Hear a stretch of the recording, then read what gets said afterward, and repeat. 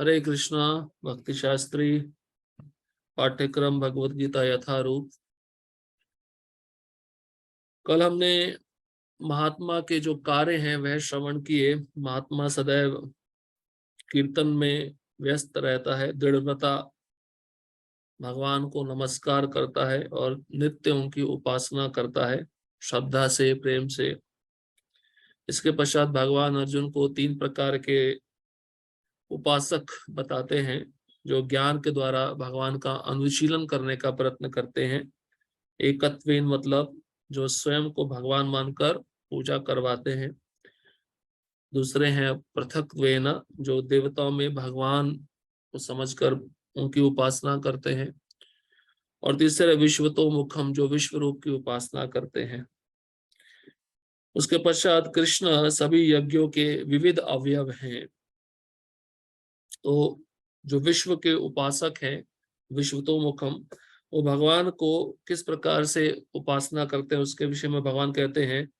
यज्ञ में जो क्रतु है, यज्ञ है, स्वदा है, औषधि है, मंत्र है, आज्यम है, अग्नि है, हुतम है। कृष्ण कहते हैं अर्जुन को सब मैं हूं। क्रतु मतलब श्रुति शास्त्रों में जो कर्मकांड की विधि है, कृष्ण कहते हैं वह मैं हूं। यज्ञ स्मृति शास्त्रों में जो यज्ञ बताए गए हैं, कृष्ण कहते हैं वह मैं हूं। स्वधा जो पितरों को तर्पण किया जाता है वह भी कृष्ण है। औषधम जो जड़ी बूटी है वह भी कृष्ण है। मंत्र, दिव्य ध्वनि, घी, अग्नि और आहुति सब कृष्ण है।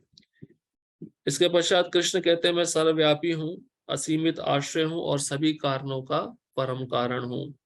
जिसमें कृष्ण कहते हैं मैं ही माता पिता हूँ, मैं ही आश्रय हूँ, मैं ही जानने योग्य हूँ, शुद्धिकर्ता तथा ओमकार हूँ। और ऋग्वेद, सामवेद, यजुर्वेद भी मैं हूँ। मैं ही लक्ष्य हूँ सभी जीवों का, पालन करता भी मैं ही हूँ, स्वामी भी हूँ, साक्षी भी हूँ और अत्यंत प्रिय मित्र भी हूँ।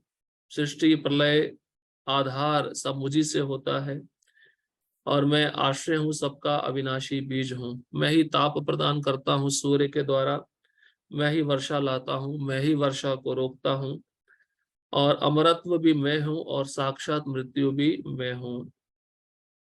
कृष्ण ये सब क्यों बताया अर्जुन को? क्योंकि वह कहाँ कहाँ स्थित है, सर्वव्यापी है, सभी कारणों के परम कारण है। इन श्लोकों के द्वारा हम समझ सकते हैं। फिर जो व्यक्ति प्रतीकोपासना, किसी देवता को भगवान का स्वरूप समझकर पूजा करता है तो वह स्वर्ग लोक जाने का प्रयत्न करता है। ऐसे कर्मकांडी ब्राह्मण स्वर्ग में जाकर सोमरस का पान करते हैं और देवताओं जैसा सुख भोगते हैं। जब उनका पुण्य क्षीण होता है तो उनको पुनः इस मृत्यु लोक में आना पड़ता है। लेकिन कृष्ण कहते हैं जो अनन्य भक्ति है, जो भक्त अनन्य भक्ति करता है वह मुझे प्राप्त करता है और मुझे प्राप्त कर लेने पर, मेरे धाम पर आने पर पुनः इस संसार में उसका आगमन नहीं होता। इसके पश्चात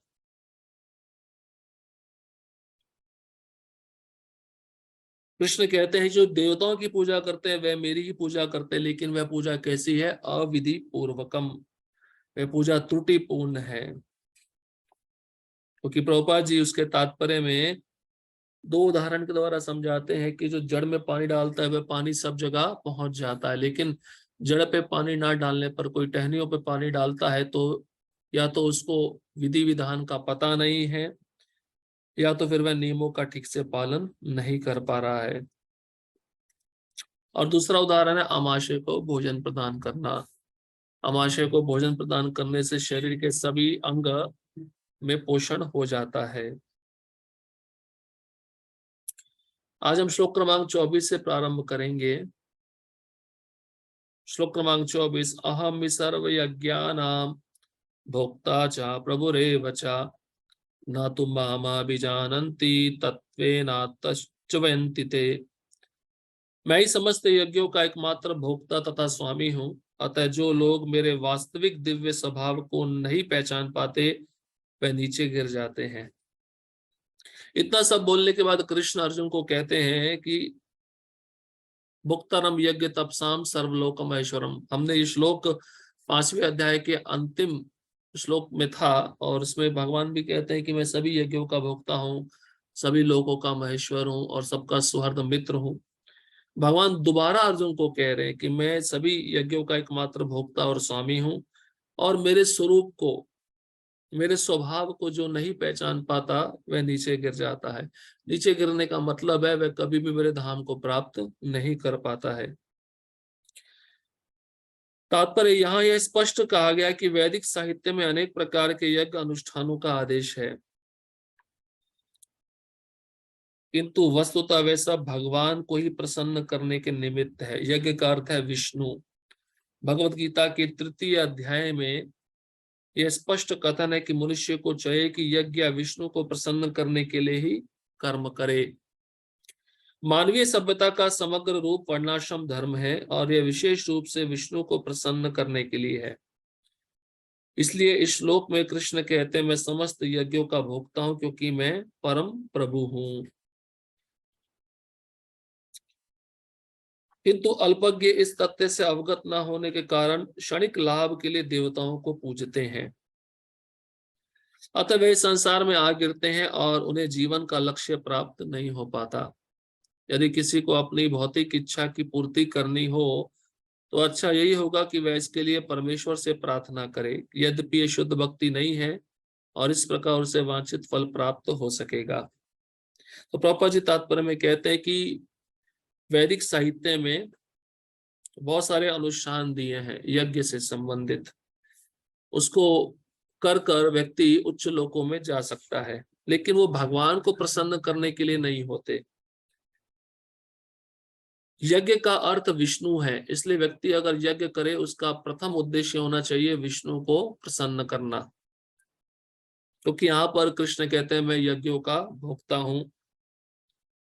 लेकिन जो अल्पज्ञ है, जो कम बुद्धि वाले हैं, वह इस बात से परिचित नहीं होते कि कृष्ण समस्त यज्ञों के भोक्ता है, और अपने क्षणिक लाभ के लिए ऐसे लोग देवताओं को पूजते हैं, और उनका गंतव्य स्थान कृष्ण न होकर स्वर्ग लोक होता है, उच्च लोक होता है। उन लोकों में जाकर जब उनका पुण्य क्षीण होता है, नष्ट होता है, तो वह इस संसार में पुनः नीचे आ गिरते हैं, और जीवन का जो लक्ष्य है उसको वह प्राप्त नहीं कर पाते। तो प्रभुपाद जी कहते हैं अगर भौतिक इच्छा है भी तो देवताओं के पास ना जाकर भगवान के पास जाना चाहिए और उनसे प्रार्थना करनी चाहिए। हालांकि ये शुद्ध भक्ति नहीं है, लेकिन उसको अपना वांछित फल प्राप्त हो सकेगा। तो इसके उदाहरण ध्रुव महाराज हैं। ध्रुव महाराज जिनकी आकांक्षा थी, इच्छा थी कि मैं अपने प्रव पितामह ब्रह्मा से भी श्रेष्ठ पद प्राप्त करूं, तो उनकी माँ ने उनको उपदेश दिया अगर तुम्हें श्रेष्ठ पद चाहिए तो भगवान के पास जाकर तुम याचना कर सकते हो। तो रास्ते में नारद मुनि का उनके साथ भेंट हुआ, और नारद मुनि जो शुद्ध भक्त हैं, जब उन्होंने ध्रुव महाराज को भगवान को प्राप्त करने की विधि बताई, यथारूप में ध्रुव महाराज उस विधि को पालन करते हुए भगवत प्राप्ति कर लिए, और बाद में पश्चाताप किए कि मैं भगवान से ये सब चीजें क्यों मांगा। भगवान जो स्वयं एक हीरे के समान है और पूरे संसार की चीजें कांच के टुकड़ों के समान है, तो जब मैंने उनको प्राप्त कर लिया तो इस संसार का भोग मैं क्यों मन में रखा। और भी अनेक उदाहरणों से ध्रुव महाराज अपने को सांत्वना देते हैं, क्योंकि उनको बड़ा दुख लगता है कि भगवान को प्राप्त करके मैं भगवान के धाम में जा सकता था, लेकिन वहां पे ना जाकर मैंने संसार का भोग मांगा। तो अगर व्यक्ति कुछ मांगना चाहता भी है तो देवताओं के पास ना जाकर उसको भगवान के पास आना चाहिए और भगवान से याचना करनी चाहिए।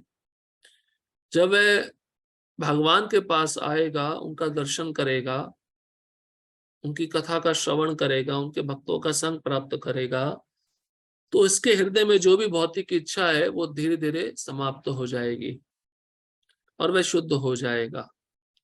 इसी कारण से प्रभुपाद जी कह रहे हैं देवताओं के पास ना जाकर भगवान के पास जाकर मांगना चाहिए अगर किसी की भौतिक इच्छा है तो।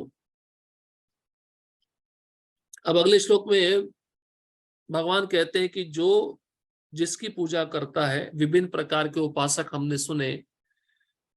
और जब इन विभिन्न प्रकार के उपासक जो देवताओं की उपासना करते हैं वे कहाँ कहाँ जाते हैं, विभिन्न प्रकार के उपासक विभिन्न प्रकार के गंतव्य की तरफ जाते हैं।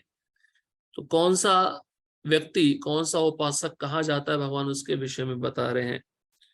श्लोक क्रमांक 25, यान्ति देवव्रता देवान् पितॄन् यान्ति पितृव्रता भूतानि यान्ति भूतेज्या यान्ति मद्याजिनो अपि माम्। जो देवताओं की पूजा करते हैं वे देवताओं के बीच जन्म लेंगे, जो पितरों को पूजते हैं वे पितरों के पास जाते हैं, जो भूत प्रेतों की उपासना करते हैं वे उन्हीं के बीच जन्म लेते हैं, और जो मेरी पूजा करते हैं वे मेरे साथ निवास करते हैं। तो श्लोक से स्पष्ट सिद्ध हो जाता है कि जहां का टिकट आपने खरीदा है वहीं पे आपको जाना पड़ेगा। बहुत सारे लोग ऐसा कहते हैं ना, यतो मत ततो पथ। सारे मार्ग एक ही दिशा में जाते हैं, सारे मार्ग एक ही गंतव्य में जाते हैं। स्वयं भगवान इसका खंडन कर रहे हैं। आप देवी देवताओं की पूजा करो, आपको भगवान की प्राप्ति होगी, नहीं, भगवान यहाँ पे नहीं कह रहे ऐसा। भगवान स्पष्ट कहते हैं जो देवताओं को पूजता है वो देवताओं के पास जाता है, और जो पितरों को पूजता है वो पितृलोक में जाता है, और जो भूतों की पूजा करता है, तामसी पूजा, हाँ, तांत्रिक विद्या, वो भूत लोक में जाएगा। और कृष्ण कहते हैं जो मेरी पूजा करता है, मेरी उपासना करता है, वो मेरे पास आएगा। तो प्रभुपाद जी बहुत अच्छा उदाहरण देकर हमको समझाते भी है। ईशोपनिषद में हमने पढ़ा भी था कि आप अगर कलकत्ता का टिकट खरीदोगे तो कलकत्ता ही जाओगे, बॉम्बे नहीं जा सकते। अगर आपने टिकट कलकत्ता का लिया और बॉम्बे की ट्रेन में बैठ गए तो टीटी आपको उतार देगा। उसी प्रकार से देवताओं के उपासक कभी भी भगवत धाम या भगवान के धाम नहीं जा सकते हैं, वो देवताओं के पास ही जाएंगे। तात्पर्य, यदि कोई चंद्रमा, सूर्य या अन्य लोक को जाना चाहता है तो वह अपने गंतव्य को बताए गए विशिष्ट वैदिक नियमों का पालन करके प्राप्त कर सकता है। तो वेदों में विधि भी बताई गई है देवताओं के पास जाने की, क्योंकि बहुत सारे यज्ञ हैं, और जब यज्ञ करते हैं, विधि विधानों का पालन करते हैं, अनुष्ठान का पालन करते हैं, तो उस देवता के पास वह व्यक्ति पहुंच जाता है।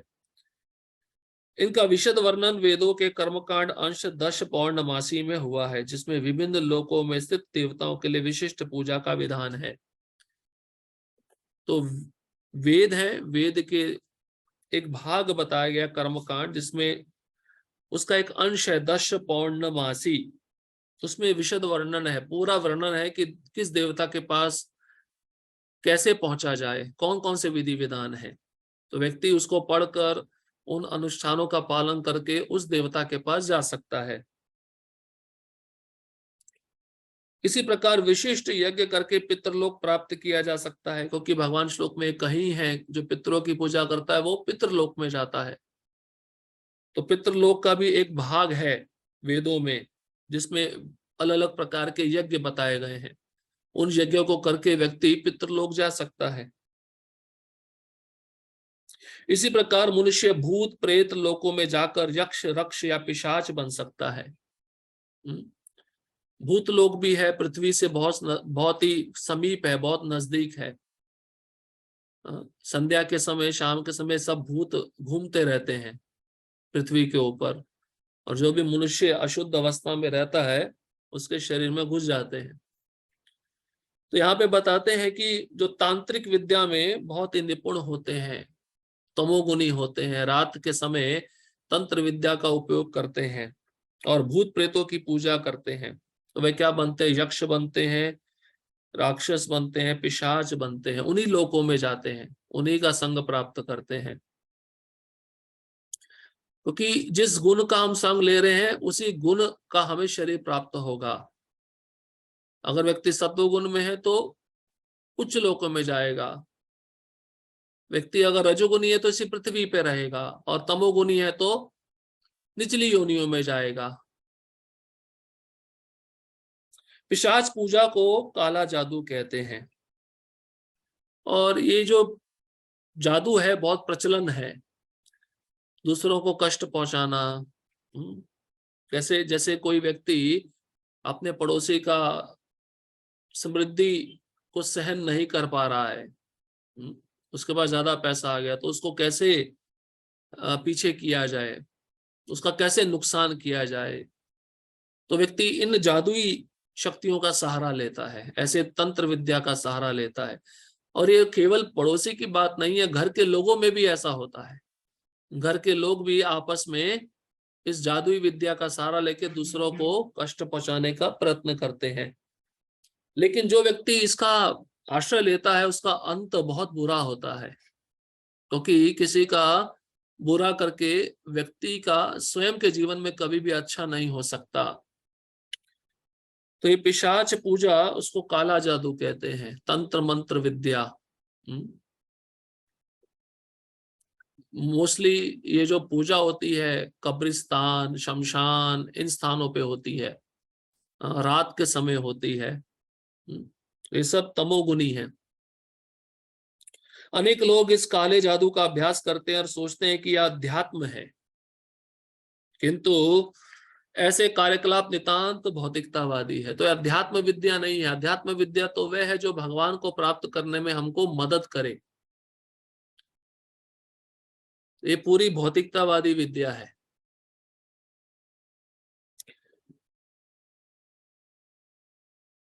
बहुत सारे लोग इस काले जादू का अभ्यास करते हैं,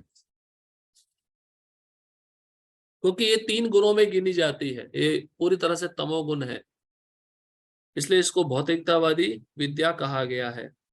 इसी तरह शुद्ध भक्त केवल भगवान की पूजा करके निस्संदेह वैकुंठ लोक तथा कृष्ण लोक की प्राप्ति करते हैं। तो शुद्ध भक्त कृष्ण लोक को जाएगा या वैकुंठ लोक को जाएगा, क्योंकि वह केवल भगवान कृष्ण की सेवा में लगा हुआ है। इस श्लोक के माध्यम से यह समझना सुगम है कि जब देवताओं की पूजा करके कोई स्वर्ग प्राप्त कर सकता है, तो फिर शुद्ध भक्त कृष्ण या विष्णु के लोक क्यों नहीं प्राप्त कर सकता। अब प्रभुपाद जी स्वयं एक प्रश्न पूछ रहे हैं, अगर देवताओं की पूजा करके कोई देवताओं के पास जा सकता है, तो कृष्ण की पूजा करके कृष्ण के पास भी तो जाया जा सकता है ना। इसमें कोई संदेह नहीं होना चाहिए। दुर्भाग्यवश अनेक लोगों को कृष्ण तथा विष्णु के दिव्य लोकों की सूचना नहीं है, अतः ना जानने के कारण वे नीचे गिर जाते हैं। हाँ, इसलिए बहुत सारे लोग कहते हैं ना स्वर्गवास, स्वर्गवासी। स्वर्ग का पता है लेकिन वैकुंठ का नहीं पता। अब ये भी पता नहीं है कि वो स्वर्ग में गया या नहीं गया, लेकिन हम नाम लगा देते हैं आगे, नाम के आगे स्वर्गवासी। तो प्रभुपाद जी यही कह रहे हैं, बहुत सारे लोगों को आध्यात्मिक जगत के बारे में पता ही नहीं है। अब जिस स्थान के बारे में पता ही नहीं है तो वहां पे कैसे जा पाएंगे, संभव ही नहीं जाना। पहले तो जानना जरूरी है, और जानने के लिए हमें प्रभुपाद के ग्रंथ पढ़ने चाहिए या भक्तों का संग करना चाहिए। तो वैकुंठ लोक के बारे में ना जानने के कारण ही ऐसे लोग नीचे गिरते रहते हैं। नीचे मतलब पृथ्वी पे आते रहते हैं, वो कभी भी भगवत धाम को प्राप्त नहीं कर पाते। अब प्रभुपाद जी कह रहे हैं यहां तक कि निर्विशेषवादी भी ब्रह्म ज्योति से नीचे गिरते हैं। जो मायावादी हैं, भगवान के रूप को निर्विशेष मानते हैं, ब्रह्म ज्योति में जाकर वह भी वापस आते हैं। क्यों? अविशुद्ध बुद्ध है, उनकी बुद्धि शुद्ध नहीं है, उनकी बुद्धि ने कृष्ण के चरण कमलों का आश्रय नहीं लिया, इसलिए उनका पतन होता है। और जीव का स्वभाव क्या है? सेवा करना। अब ब्रह्म में लीन हो गए, वहां पे कोई सेवा तो है नहीं, तो बिना सेवा किए जीव ज्यादा समय वहां पे रह नहीं सकता, इसलिए उसको वापस आना पड़ता है। और वापस आकर पुनः समाज के लिए वह परोपकार करता है, समाज सेवा करता है। इसलिए निर्विशेषवादी भी जो कृष्ण के रूप को नहीं मानते, केवल ब्रह्म में लीन होते हैं, उनको भी नीचे गिरना पड़ता है। इसका मतलब क्या है? केवल शुद्ध भक्त को छोड़कर सभी जन्म मृत्यु के चक्र में फंसे हुए हैं। केवल शुद्ध भक्त जो भगवान के धाम में जाता है वह वापस नहीं आता, वह जन्म मृत्यु के चक्र से मुक्त हो जाता है। इसलिए कृष्ण भावनामृत आंदोलन इस दिव्य सूचना को समूचे मानव समाज में वितरित करता है कि केवल हरे कृष्ण मंत्र के जाप से ही मनुष्य सिद्ध हो सकता है और भगवत धाम को वापस जा सकता है। अब मंत्र भी विभिन्न प्रकार के मंत्र हैं, उन मंत्रों को जप करके हम उन लोकों में जा सकते हैं। जैसे हम हरे कृष्ण मंत्र का जप करते हैं, उस मंत्र के इष्ट कौन है? स्वयं श्रीमती राधा रानी कृष्ण है। तो वह मंत्र हमको गोलोक लेके जाएगा। मंत्र भी विभिन्न प्रकार के होते हैं, भूत प्रेतों के भी मंत्र होते हैं, काली के मंत्र होते हैं। तो जो व्यक्ति जिन मंत्रों का जप कर रहा है वह उन्हीं लोकों में जाएगा।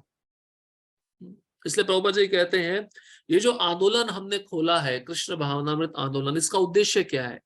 उसका उद्देश्य यही है कि इस हरे कृष्ण मंत्र का प्रचार करना चाहिए, इसका सूचना सब जीवों तक पहुंचाना चाहिए कि केवल इसी मंत्र के जप करने से ही व्यक्ति सिद्ध हो सकता है और भगवान के धाम वापस जा सकता है। तो ये मंत्र कैसा है? एक साधन है हमको भगवत धाम ले जाने का, नाव है।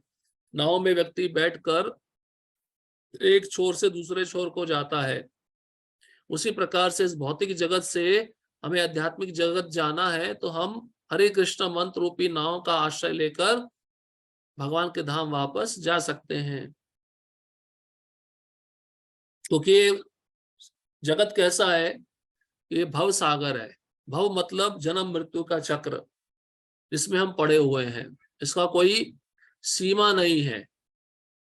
एक आपको समुद्र का तट दिख जाएगा, लेकिन इस सागर का कोई तट नहीं है, क्योंकि अनादिकाल से हम इसमें गोता लगा रहे हैं।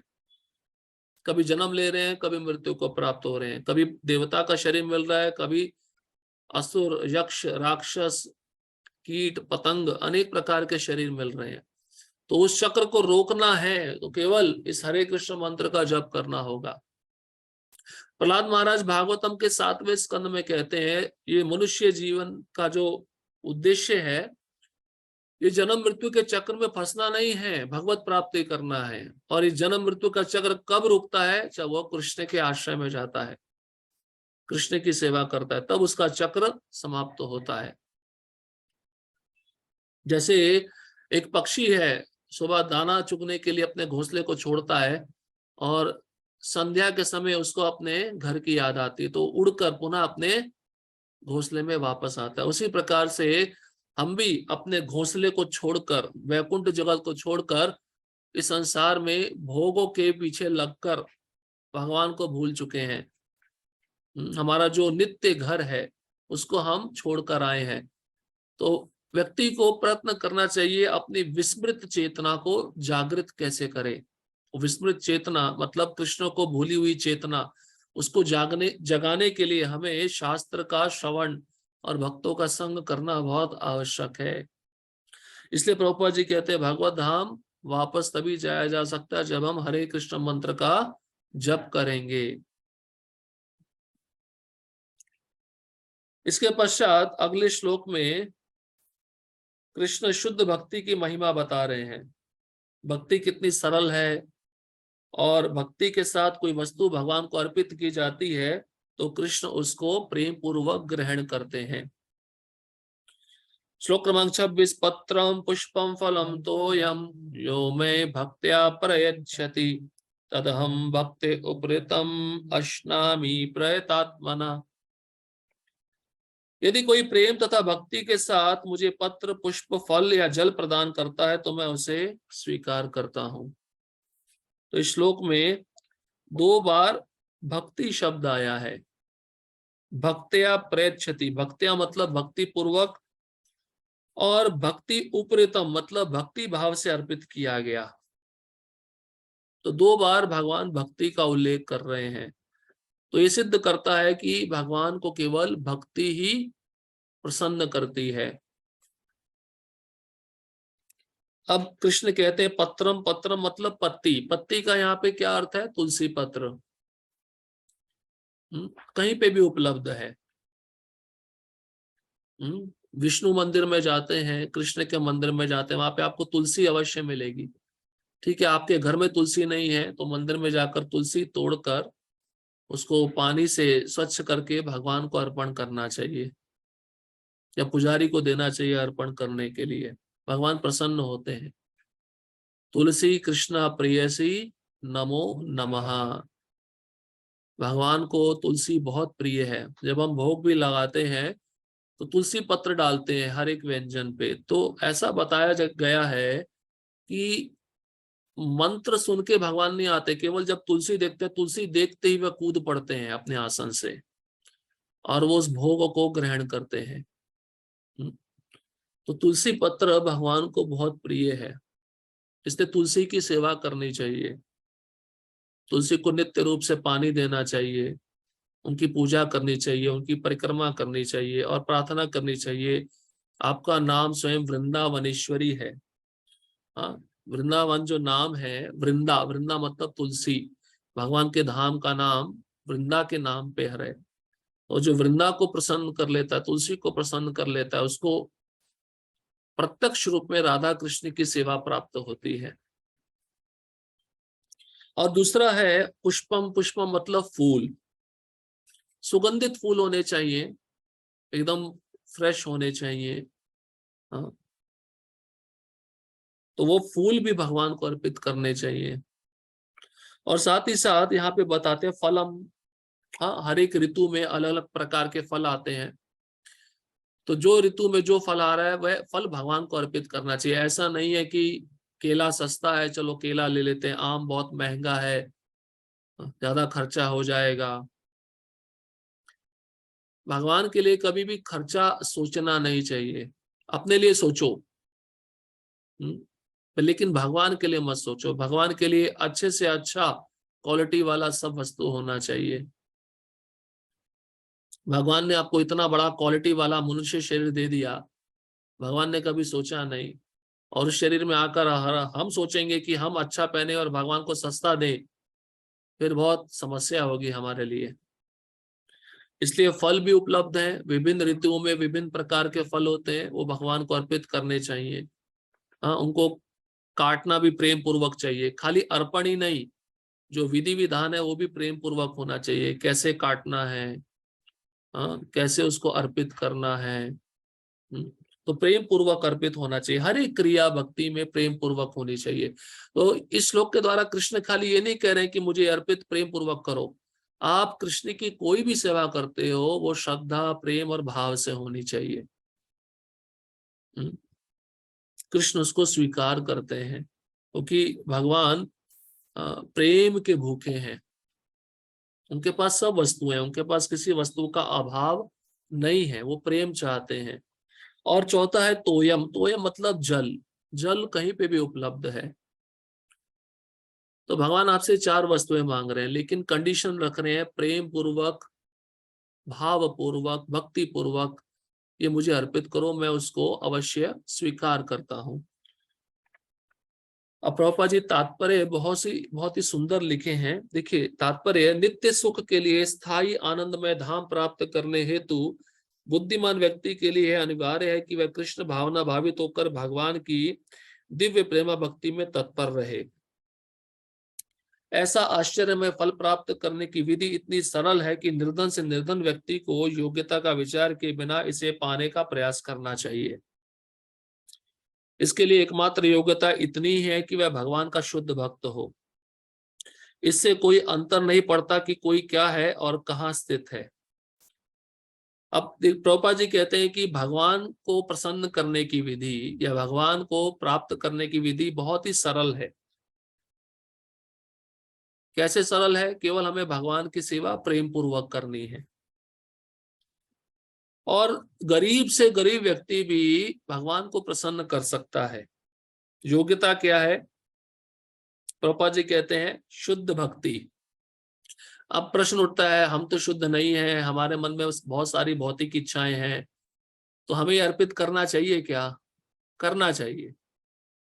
अगर आप शुरुआत नहीं करोगे प्रेम पूर्वक, भाव पूर्वक, तो वह भक्ति कहाँ से प्रारंभ होगी? प्रारंभ होगी नहीं, इसलिए शुरुआत करनी चाहिए।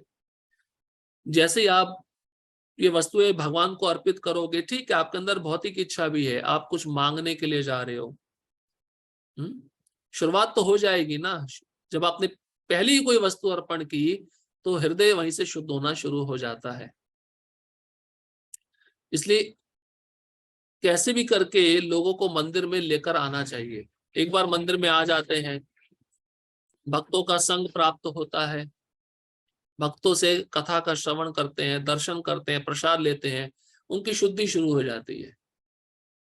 उनका शुद्धिकरण का जो प्रक्रिया है, प्यूरिफिकेशन प्रोसेस है, शुरू हो जाता है। और जब वो शुरू हो गया, चेतो दर्पण मार्जनम, वो होता रहता है, फिर उनकी भौतिक इच्छा धीरे धीरे समाप्त होती रहती है, कम होती रहती है। फिर वो इस स्तर पे आ जाएंगे कि उनको केवल भक्ति करना है, भगवान से कुछ भी मांगना नहीं है। इसलिए बताते हैं येन केन प्रकारेण मन कृष्ण निवेशयेत, कैसे भी करके अपने मन को कृष्ण में लगाओ, जबरदस्ती लगाओ, डांट के लगाओ, मार के लगाओ, लेकिन लगाओ। एक बार लग गया फिर वो कहीं पे भी नहीं जाएगा। इसलिए शुद्ध भक्ति ही यहाँ पे योग्यता है भगवान को प्रसन्न करने की।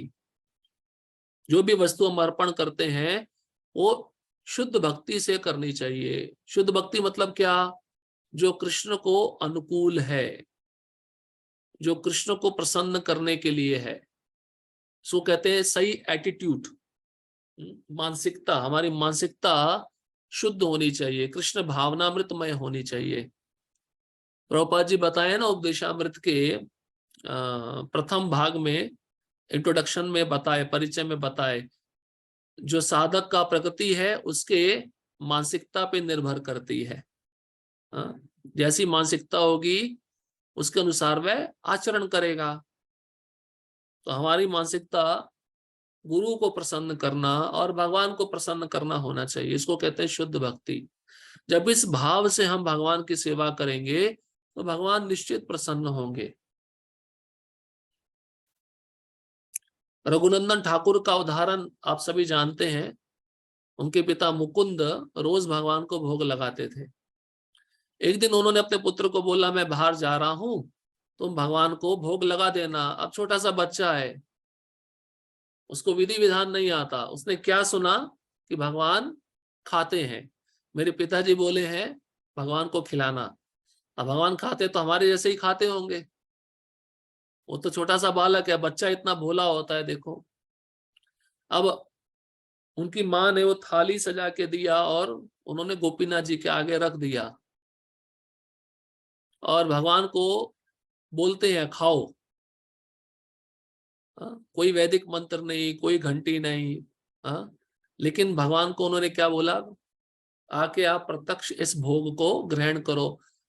अब भगवान तो वहां पे अर्चा विग्रह के रूप में है, और वहीं पे बैठ गए। बैठते बैठते देख रहे हैं भगवान कब आएंगे, कब निकलेंगे। रूप है तो उस विग्रह से निकलकर खाना खाएगा अवश्य। तो इसी बात को चिंतन कर रहे हैं। लेकिन जब भगवान नहीं आ रहे हैं, काफी समय बीत गया, तो भगवान से रूठ गए, वो रोने लगे, क्योंकि उन्होंने जिद ले ली थी कि आप आइए और इस भोग को ग्रहण करिए। तो भगवान ने भी विचार किया, ज्यादा समय अगर रहा ऐसे ही तो क्या होगा। इस बच्चे ने भी प्रण लिया कि मैं भी नहीं खाऊंगा, अगर आप नहीं खाएंगे तो मेरे कारण ये भी भूखा रहेगा। लेकिन उसका भाव शुद्ध था, उसके भाव में कोई कपट नहीं था, भगवान के प्रति कोई ईर्ष्या नहीं थी, द्वेष नहीं था। इसके कारण भगवान उस प्रेम को स्वीकार किए।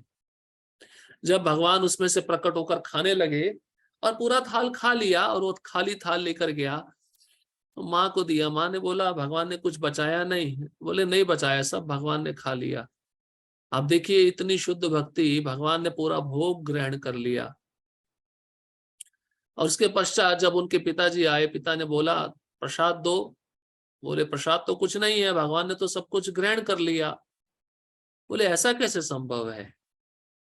नहीं, मेरे सामने प्रत्यक्ष भगवान ने उस भोगों को खाया है। तो फिर एक और थाल बनाई गई, भगवान को अर्पण किया गया और पिताजी चुपके से देखने लगे। और फिर रघुनंदन ठाकुर भगवान को निवेदन करने लगे, अभी आप आइए और खाइए। इस बार उन्होंने एक लड्डू रखा था, लड्डू था। तो भगवान फिर उस लड्डू को खाए, आधा खाए और आधा छोड़ दिए। पहले पूरा खा लिए तो कुछ भी नहीं छोड़ा था, इस बार आधा खाए आधा छोड़ दिए। जब इस दृश्य को उनके पिता मुकुंद ने देखा, वो भी शुद्ध भक्त थे, तो बताया जाता है कि उन्होंने ऐसा विचार किया कि वास्तव में मेरा पुत्र ही मेरा पिता है। वह मेरे को भक्ति सिखा रहा है। तो चैतन्य महाप्रभु प्रश्न पूछते हैं, मुकुंद, रघुनंदन तुम्हारे पिता है या तुम उसके पुत्र हो? तो देखिए कितना सुंदर जवाब देते हैं मुकुंद, कहते हैं कि मेरा पुत्र ही मेरा पिता है, क्योंकि वे भक्ति करना सिखा रहा है। मैं भी भोग लगाया, लेकिन भगवान प्रत्यक्ष आकर कभी ग्रहण नहीं किए, लेकिन मेरे पुत्र ने भोग लगाया और भगवान उसको ग्रहण कर लिए। तो प्रभुपाद जी कहते हैं, इससे कोई फर्क नहीं पड़ता है कि आप कहाँ पे रह रहे हो, किस स्थान में हो, किस परिस्थिति में हो, लेकिन ये चारों वस्तुएं आपके पास उपलब्ध रहती है। इन चारों वस्तुओं को हमें भगवान को प्रेम पूर्वक अर्पित करना चाहिए। साथ ही साथ हम घर में जो कुछ भी बनाते हैं या कुछ भी नया वस्तु लाते हैं, सबसे पहले भगवान को अर्पण करना चाहिए, उस पर अधिकार कृष्ण का है। हम ऐसा क्यों करते हैं? क्योंकि इससे हमारी जो भोग भावना है हर एक वस्तु पे अधिकार जमाने की, वो खत्म होगी।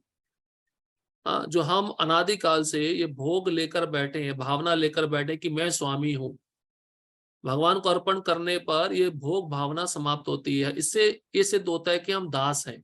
ये भावना हमारे अंदर उत्पन्न होती है।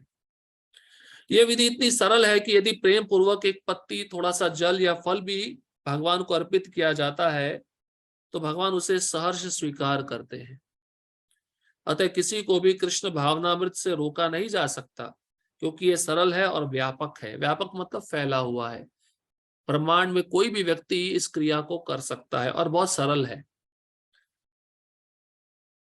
ऐसा कौन मूर्ख होगा जो इस सरल विधि से कृष्ण भावना भावित नहीं होना चाहेगा और सच्चिदानंदमय जीवन की परम सिद्धि नहीं चाहेगा?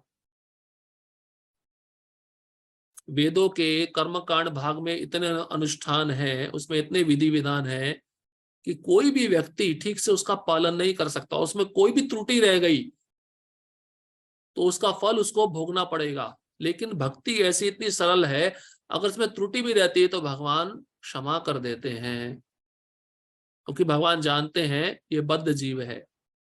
लेकिन इसने प्रयास तो किया उस भक्ति में विधि को करने का, इसलिए इस विधि के द्वारा ही परम सिद्धि प्राप्त होती है। कृष्ण को केवल प्रेमा भक्ति चाहिए और कुछ भी नहीं। ये बहुत ही महत्वपूर्ण है। अब इसका अर्थ ये नहीं होना चाहिए कि बहुत बड़ा व्यक्ति है, धनवान व्यक्ति है, लोग कृष्ण प्रेम मांग रहे हैं तो मैं 1 रुपया प्रेम से अर्पित करता हूँ, हुंडी में 1 रुपया डाल देता हूँ। नहीं, उसको करोड़पति है तो करोड़ों रुपया प्रेम से देना चाहिए, क्योंकि उसकी इतनी स्थिति है, उसका इतना स्तर है। तो कृष्ण को प्रेम चाहिए। कोई भी वस्तु के अंदर आप प्रेम अर्पित करके दो तो कृष्ण उसको तुरंत स्वीकार करेंगे। कृष्ण तो अपने शुद्ध भक्त से एक छोटा सा फूल तक ग्रहण करते हैं।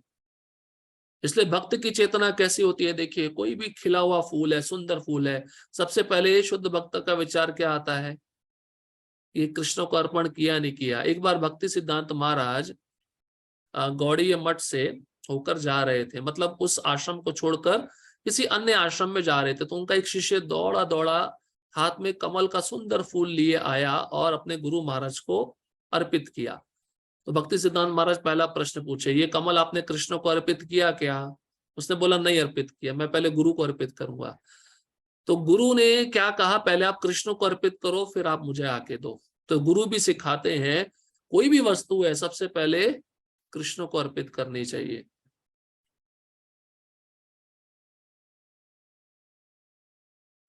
कई शिष्य होते हैं, सेवक होते हैं गुरुजन, गुरुओं के, वो सोचते हैं भगवान को भोग लगाए बिना ही गुरु को खिला दो। ये गलत है। अगर आप गुरु के लिए भी कुछ बना रहे हो तो सबसे पहले भगवान को भोग लगाना चाहिए और फिर उसको गुरु को अर्पित करना चाहिए। किंतु अभक्त से वे कोई भेंट नहीं चाहते। देखो, प्रभुपाद जी स्पष्ट लिख रहे हैं, भक्त से फूल भी ग्रहण कर लेंगे भगवान, लेकिन अभक्त अगर 56 भोग भी देगा तो भगवान नहीं लेंगे। उदाहरण पता है ना, दुर्योधन। दुर्योधन का भगवान ने एक बूंद पानी भी ग्रहण नहीं किया, क्योंकि उसके अंदर भक्ति नहीं थी, उसके अंदर प्रेम नहीं था। उसके अंदर कृष्ण के प्रति ईर्ष्या थी। तो ईर्ष्या से कोई भी वस्तु भगवान को अर्पित नहीं की जाती, अगर अर्पित की भी जाती है तो भगवान उसको स्वीकार नहीं करते। लेकिन विदुर का भगवान के प्रति कितना प्रेम था। तो विदुरानी जो भगवान को केले के छिलके दे रही थी, केला फेंक रही थी और छिलके दे रही थी, और भगवान इसको प्रेम पूर्वक खा रहे थे। वो इतनी मग्न थी, भाव में थी, उसको पता ही नहीं कि मैं क्या दे रही हूँ। तो भक्त की स्थिति ऐसी होती है, भक्ति उस भक्त को इतने भाव में लेके चली जाती है कि उसको पता ही नहीं चलता कि मैं क्या कर रहा हूँ, कौन सी दुनिया में रह रहा हूँ। उन्हें किसी से कुछ भी नहीं चाहिए, क्योंकि वे आत्मतुष्ट हैं, तो भी वे अपने भक्त की भेंट प्रेम तथा स्नेह के विनिमय में स्वीकार करते हैं। कुछ भी नहीं चाहिए। द्वारका में जो कृष्ण है, द्वारकाधीश, उनको क्या सुदामा के पोहे चाहिए? सूखे पोहे नहीं चाहिए। लेकिन उन पोहों में भगवान ने प्रेम देखा। बड़ी दूर से सुदामा चल के आया है और शरीर पे कोई वस्त्र नहीं है, वस्त्र है तो फटा हुआ है, शरीर की नसें दिख रही हैं, बहुत दुबला पतला है, लेकिन प्रेम के कारण मेरे पास आया है। मेरे से कुछ मांगना नहीं चाहता, भगवान तो सब जानते हैं, पोहा देकर मेरे से कुछ मांगना नहीं चाहता है। लेकिन इसकी पत्नी ने भेजा, इसकी पत्नी की बहुत इच्छा है। हाँ, तुम्हारे मित्र हैं द्वारकाधीश, तुम उनके पास जाओ, उनको मिलो, निश्चित तुम्हें कुछ ना कुछ देंगे। तो सुदामा ये सोच रहे थे, जब वापस मिलकर जा रहे थे तो सोच रहे थे अच्छा मैंने कुछ नहीं मांगा अच्छा मैंने कुछ नहीं मांगा। लेकिन भगवान तो अंतर हृदय में उपस्थित हैं, सब जानते हैं। भगवान ने उन पोहों में प्रेम देखा, और भगवान ने उस प्रेम को देखते हुए, देखिए अगर आप वो चरित्र पढ़ेंगे आंखों में अश्रु आ जाएंगे। भगवान ने अपनी आंखों के आंसुओं से सुदामा के चरणों को धोया था। अपने जहां पे भगवान विश्राम करते हैं उस पलंग पे उनको बिठाया था, उनको लेटाया था, उनके चरण दबाए थे, इतना प्रेम था। तो सभी रानियां, रुक्मिणी आदि आश्चर्य में पड़ गई, ऐसा कौन सा ब्राह्मण है कि भगवान इतना प्रेम कर रहे हैं। तो भगवान को कुछ भी नहीं चाहिए, भगवान आत्मा राम है, आत्मतुष्ट हैं, उनके धाम में अनंत लक्ष्मियां उनकी सेवा करती हैं। लेकिन भगवान एक ही चीज चाहते हैं, प्रेम, बस विनिमय प्रेम, ये भगवान को प्रिय है और ये भक्त के पास ही होता है। देखिए प्रभुपाद जी में इतना प्रेम था कृष्ण के प्रति, जब ऑस्ट्रेलिया में उन्होंने गोपीनाथ जी को स्थापित किया, राधा गोपीनाथ, और सन्यासी है प्रभुपाद जी, एक जगह पे तो ज्यादा समय नहीं रह सकते। जब आप उस मंदिर को छोड़ रहे थे तो कृष्ण के सामने आकर प्रार्थना किए, रो रहे थे प्रभुपाद, आंखों में आंसू आ गए। प्रभुपाद जी कहने लगे कि मैं अब आपको, मतलब कृष्ण को बोल रहे हैं, आपको मैं मलेच्छों के हाथों छोड़ के जा रहा हूं, ये आपकी सेवा कैसे करेंगे पता नहीं, मुझे क्षमा कर दीजिए। और इनको बुद्धि दीजिए कि आपकी सेवा ये ठीक से कर सके। राधा रास बिहारी, जो आप जुहू में आज इतना बड़ा मंदिर देखते हैं, पहले राधा रास बिहारी छोटे से टीन में रहते थे, पतरे के टीन में। तो प्रभुपाद जी की आंखों में आंसू आते थे, हे कृष्ण, हे रास बिहारी, मैं आपके लिए महल बनाऊंगा। तो प्रभुपाद जी की इच्छा थी। देखिए प्रभुपाद जी की इच्छा से आज इतना बड़ा पैलेस, इतना बड़ा महल है राधा रास बिहारी का, इतना बड़ा ऐश्वर्य है। भक्त जो भी याचना करता है प्रेम से, भगवान उसको स्वीकार करते हैं। क्योंकि वहां पे प्रभुपाद जी के शिष्य बहुत कष्ट सहन किए। ऐसा बताया जाता है कि वो जो जगह थी जुहू बीच, जहाँ पे अभी राधा रास बिहारी का मंदिर है, वहां पे प्रभुपाद जी के शिष्य रहते थे। स्थान अनुकूल नहीं था, वहां पे चूहे रहते थे, बिच्छू भी आते थे, सांप भी आते थे, जंगल था पूरा। लेकिन विदेशी लोग केवल प्रभुपाद जी को समर्पित थे। भगवान कृष्ण के एक शुद्ध भक्त के प्रति समर्पण उस भक्त के हृदय में शुद्धता को प्रकट कर देता है। तो ये जो विदेशी थे, विदेशी लोगों में कोई संस्कृति नहीं होती, केवल प्रभुपाद जी को समर्पित होकर इनका हृदय शुद्ध हो गया था। इनको पता नहीं कृष्ण कौन है, लेकिन इनको पता है प्रभुपाद जी हमारे लिए सब कुछ है, और प्रभुपाद ने कहा था कि वहीं पे रहना है और राधा रासबिहारी की सेवा करनी है, स्थान नहीं छोड़ना है। तो प्रभुपाद जी के कहने पर सभी शिष्य रहे, प्रेम पूर्वक रहे और कृष्ण राधा रासबिहारी की सेवा करते रहे। वहां पे बहुत सारे कष्ट आए, समस्या आई, उसको सहन करते करते आज इतना बड़ा मंदिर वहां पे है। तो प्रभुपाद जी ने वो प्रेम अर्पण किया भगवान को अपना, अपने शिष्यों के माध्यम से। कृष्ण भावनामृत विकसित करना जीवन का चरम लक्ष्य है। इस श्लोक में भक्ति शब्द का उल्लेख 2 बार यह घोषित करने के लिए हुआ है कि भक्ति ही कृष्ण के पास पहुंचने का एकमात्र साधन है। तो इस्कॉन के भक्तों को एक बात तो समझ में आती है, भक्ति ही सब कुछ है, भक्ति के द्वारा ही कृष्ण को प्राप्त किया जाता है। लेकिन अन्य संसाधनों में, अन्य केंद्रों में भक्ति को छोड़कर बाकी क्रियाओं पे ज्यादा ध्यान दिया जाता है। लेकिन भगवान को जो प्रिय है वो केवल शुद्ध भक्ति है। किसी अन्य शर्त से, यथा ब्राह्मण, विद्वान, धनी या महान विचारक होने से कृष्ण किसी प्रकार की भेंट लेने को तैयार नहीं होते। भक्ति ही मूल सिद्धांत है, जिसके बिना वे किसी से कुछ भी लेने के लिए प्रेरित नहीं किए जा सकते। भक्ति कभी हेतु की नहीं होती। अगर भक्ति में स्वयं का स्वार्थ है, हेतु है, तो वह भक्ति नहीं है, वो फिर भोग है। इसलिए भक्ति अहेतु की होनी चाहिए। अहेतु की मतलब बिना किसी स्वार्थ के। इसलिए शुद्ध भक्ति का परिभाषा भी है, अहेतु की अप्रतिहता ययात्मा सुप्रसीदति। अहेतु और अप्रतिहता मतलब बिना किसी खंडन के। नित्य होनी चाहिए, नियमित होनी चाहिए, लेकिन किसी हेतु से नहीं होनी चाहिए। ये शाश्वत विधि है, यह परब्रह्म की सेवा में प्रत्यक्ष कर्म है। यह बतलाकर कि वह ही एकमात्र भोक्ता, आदि स्वामी और समस्त यज्ञ भेंटों के वास्तविक लक्ष्य है, अब भगवान कृष्ण ये बताते हैं कि वे किस प्रकार की भेंट पसंद करते हैं। 4 चीजें बताई हैं आपको। ये भेंट भगवान को बहुत प्रिय है, लेकिन भक्ति पूर्वक और प्रेम पूर्वक। यदि कोई शुद्ध होने तथा जीवन के लक्ष्य तक पहुंचने के उद्देश्य से भगवत भक्ति करना चाहता है, तो उसे चाहिए कि वह पता करे कि भगवान उससे क्या चाहते हैं। कृष्ण से प्रेम करने वाला उन्हें उनकी इच्छित वस्तु देगा और कोई ऐसी वस्तु भेंट नहीं करेगा जिसकी उन्हें इच्छा ना हो या उन्होंने ना मांगी हो। इस प्रकार कृष्ण को मांस, मछली तथा अंडे भेंट नहीं किए जाने चाहिए, क्योंकि कृष्ण ने ये सब कुछ मांगा ही नहीं है। तो कृष्ण जो मांग रहे हैं वो देना चाहिए। यदि उन्हें इन वस्तुओं की इच्छा होती तो वह इनका उल्लेख करते, उल्टे वह स्पष्ट आदेश देते हैं कि उन्हें पत्र, पुष्प, जल तथा फल अर्पित किए जाएं और वह इन्हें स्वीकार करेंगे। अतः हमें यह समझना चाहिए कि वह मांस, मछली तथा अंडे स्वीकार नहीं करेंगे। शाक, अन्न, फल, दूध तथा जल यही मनुष्यों के उचित भोजन है और भगवान कृष्ण ने भी इन्हीं का आदेश दिया है। इनके अतिरिक्त हम जो भी खाते हैं वह उन्हें अर्पित नहीं किया जा सकता, क्योंकि वह उसे ग्रहण नहीं करेंगे। यदि हम ऐसा भोजन उन्हें अर्पित करेंगे तो हम प्रेमा भक्ति नहीं कर सकेंगे।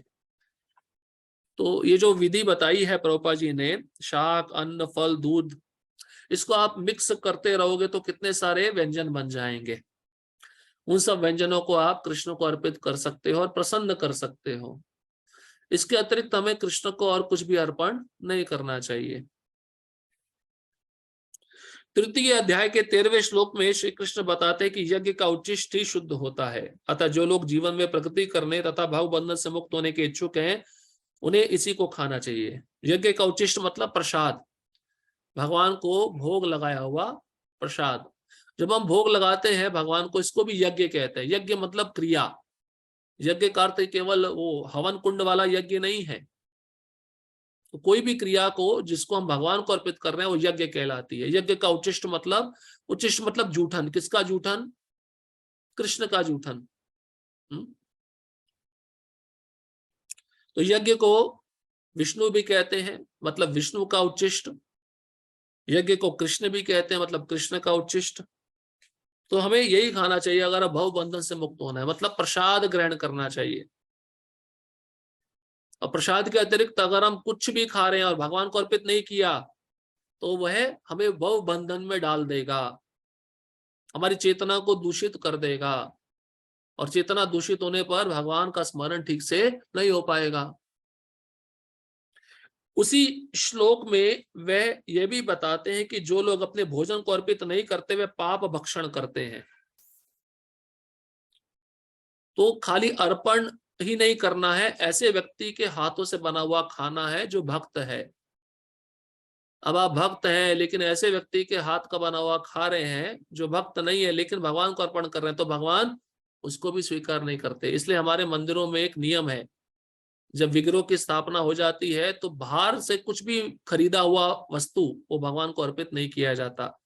भगवान की जो पाकशाला होती है उसी में बनाया जाता है और अर्पण किया जाता है, और बनाने वाले भी भक्त होते हैं। हम सोचे मार्केट से खरीद लाए हैं भगवान को अर्पण कर दे, मार्केट में जो वस्तुएं हैं कौन बनाया, वो तो कर्मी लोग बनाए, भक्त तो नहीं है, इसलिए भगवान स्वीकार नहीं करते। और ऐसी चीजें पाप का भक्षण कराने वाली होती है। इसलिए प्रभुपाद जी कहते थे भक्तों को अपनी ही जगह होनी चाहिए, अपना ही गौशाला होना चाहिए, अपनी जगह पे सब्जियां उगानी चाहिए, फल उगाने चाहिए, फूल उगाने चाहिए, गौशाला होनी चाहिए। जब ये सामग्री सब हमारे पास में रहेगी तो हमको बाहर जाने की आवश्यकता नहीं है। दूसरे शब्दों में उनका प्रत्येक कौर इस संसार की जटिलताओं में उन्हें बांधने वाला है।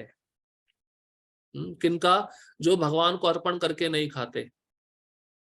एक एक ग्रास वो खाएंगे, वो प्रसाद नहीं है, वो अपने कर्म बंधन को बांध रहे हैं, जटिलताओं में फंसते जा रहे हैं, गांठ के ऊपर गांठ लगती जा रही है। अच्छा सरल शाकाहारी भोजन बनाकर उसे भगवान कृष्ण के चित्र या अर्चा वगैरह के समक्ष अर्पित करके तथा नतमस्तक होकर तुच्छ भेंट को स्वीकार करने की प्रार्थना करने से मनुष्य अपने जीवन में निरंतर प्रगति करता है, उसका शरीर शुद्ध होता है और मस्तिष्क के श्रेष्ठ तंतु उत्पन्न होते हैं, जिससे शुद्ध चिंतन हो पाता है। तो प्रसाद ग्रहण करने का एक और लाभ बता रहे हैं प्रभुपाद जी। आप प्रसाद ग्रहण करोगे, आपकी चेतना शुद्ध रहेगी, शरीर शुद्ध रहेगा, और उस शुद्ध चेतना से आपके दिमाग में जो सूक्ष्म तंतु हैं उससे आप प्रभुपाद जी के ग्रंथों को समझने में सक्षम हो सकोगे।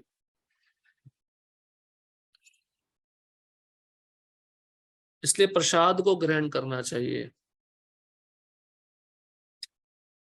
सबसे बड़ी बात तो यह है कि यह समर्पण अत्यंत प्रेम पूर्वक करना चाहिए। बिल्कुल सही बात है। हाँ, बनाना भी प्रेम पूर्वक है, अर्पण भी प्रेम पूर्वक करना है। खाली अर्पण ही प्रेम पूर्वक नहीं, आपने बनाया प्रेम पूर्वक नहीं है, मतलब आपने कृष्ण का चिंतन करते हुए नहीं बनाया। और पुजारी अर्पण कर तो रहा है लेकिन भगवान उसको स्वीकार करेंगे क्या? नहीं करेंगे। तो बनाना भी प्रेम पूर्वक चाहिए और अर्पण भी प्रेम पूर्वक करना चाहिए, दोनों विधि प्रेम पूर्वक होनी चाहिए। इसलिए बनाते समय कुछ भी बातचीत नहीं होनी चाहिए। अपने मुंह पे मास्क लगा लेना चाहिए, सिर के ऊपर बाल ना गिरे, सिर के ऊपर कपड़े से ढक लेना चाहिए, और प्रभुपाद जी का जो महामंत्र सुनते सुनते बनाना चाहिए, या कोई कृष्ण कथा सुनते सुनते वो व्यंजन बनाना चाहिए, भगवान के चेतना में रहकर बनाना चाहिए। ये सब बनाने की विधि है, क्योंकि जो बना रहा है उसके चित्त में जो कुछ भी हो रहा है, चिंतन हो रहा है, वो उस अन्न में जा रहा है, और जो भी उसको ग्रहण करेगा वही चेतना उसके अंदर जाएगी। अपलोड डाउनलोड, यही होता है संसार में। यहां से गया अपलोड और उसमें हो गया डाउनलोड। तो इस प्रकार से कोई भी विधि है बनाना या अर्पण करना, वो प्रेम पूर्वक होना चाहिए। कृष्ण को किसी तरह के भोजन की आवश्यकता नहीं रहती क्योंकि उनके पास सब कुछ है, किंतु यदि कोई उन्हें इस प्रकार प्रसन्न करना चाहता है तो वह इस भेंट को स्वीकार करते हैं। भोजन बनाने, सेवा करने तथा भेंट करने में जो सबसे मुख्य बात रहती है वह है कृष्ण के प्रेमवश कर्म करना। अब किसी को आप सर्विसिंग कर रहे हो, वो भी प्रेम पूर्वक होनी चाहिए। बनाया भी प्रेम पूर्वक, भगवान को अर्पण भी किया प्रेम पूर्वक, अब आप सर्विसिंग कर रहे हो, किसी भक्त को परोस रहे हो, वो भी प्रेम पूर्वक होना चाहिए। ये नहीं कि ये बहुत ज्यादा खा रहा है, अच्छा अच्छा हम है अपने पास में रख लेना है, तो ये पूरा फुल प्रोसेस है, पूरा विधि है, आधा अधूरा नहीं छोड़ना चाहिए। सारी क्रियाएं, यहाँ पे एक ही मेन सिद्धांत है, कृष्ण के प्रेमवश कर्म करना। भक्तों को भी खिला रहे हो ऐसे सोचते हुए खिलाना है, ये भगवान के प्रिय भक्त हैं, सेवक हैं, अगर हम इनकी सेवा करेंगे तो भगवान हमसे प्रसन्न होंगे, और इनको जो अच्छा लगता है वो देना चाहिए। चाहे एक भक्त को गुलाब जामुन अच्छा लग रहा है तो दे दो। तो ये सब प्रेम पूर्वक होना चाहिए, कृष्ण से संबंधित होना चाहिए। वे मायावादी चिंतक भगवत गीता के इस श्लोक का अर्थ नहीं समझ पा सकेंगे, जो यह जानकर चलते हैं कि परब्रह्म इंद्रिय रहित है। मायावादी क्या सोचते हैं, शरीर ही नहीं है कृष्ण का, तो इंद्रियां भी नहीं है, वो कृष्ण कुछ खाते ही नहीं है। अब देखिए एक सूक्ष्म बात बताते हैं, भक्तों के अंदर भी मायावाद सिद्धांत आ जाता है। आपके मुंह में अगर गरम गरम डाला जाए तो क्या करोगे आप?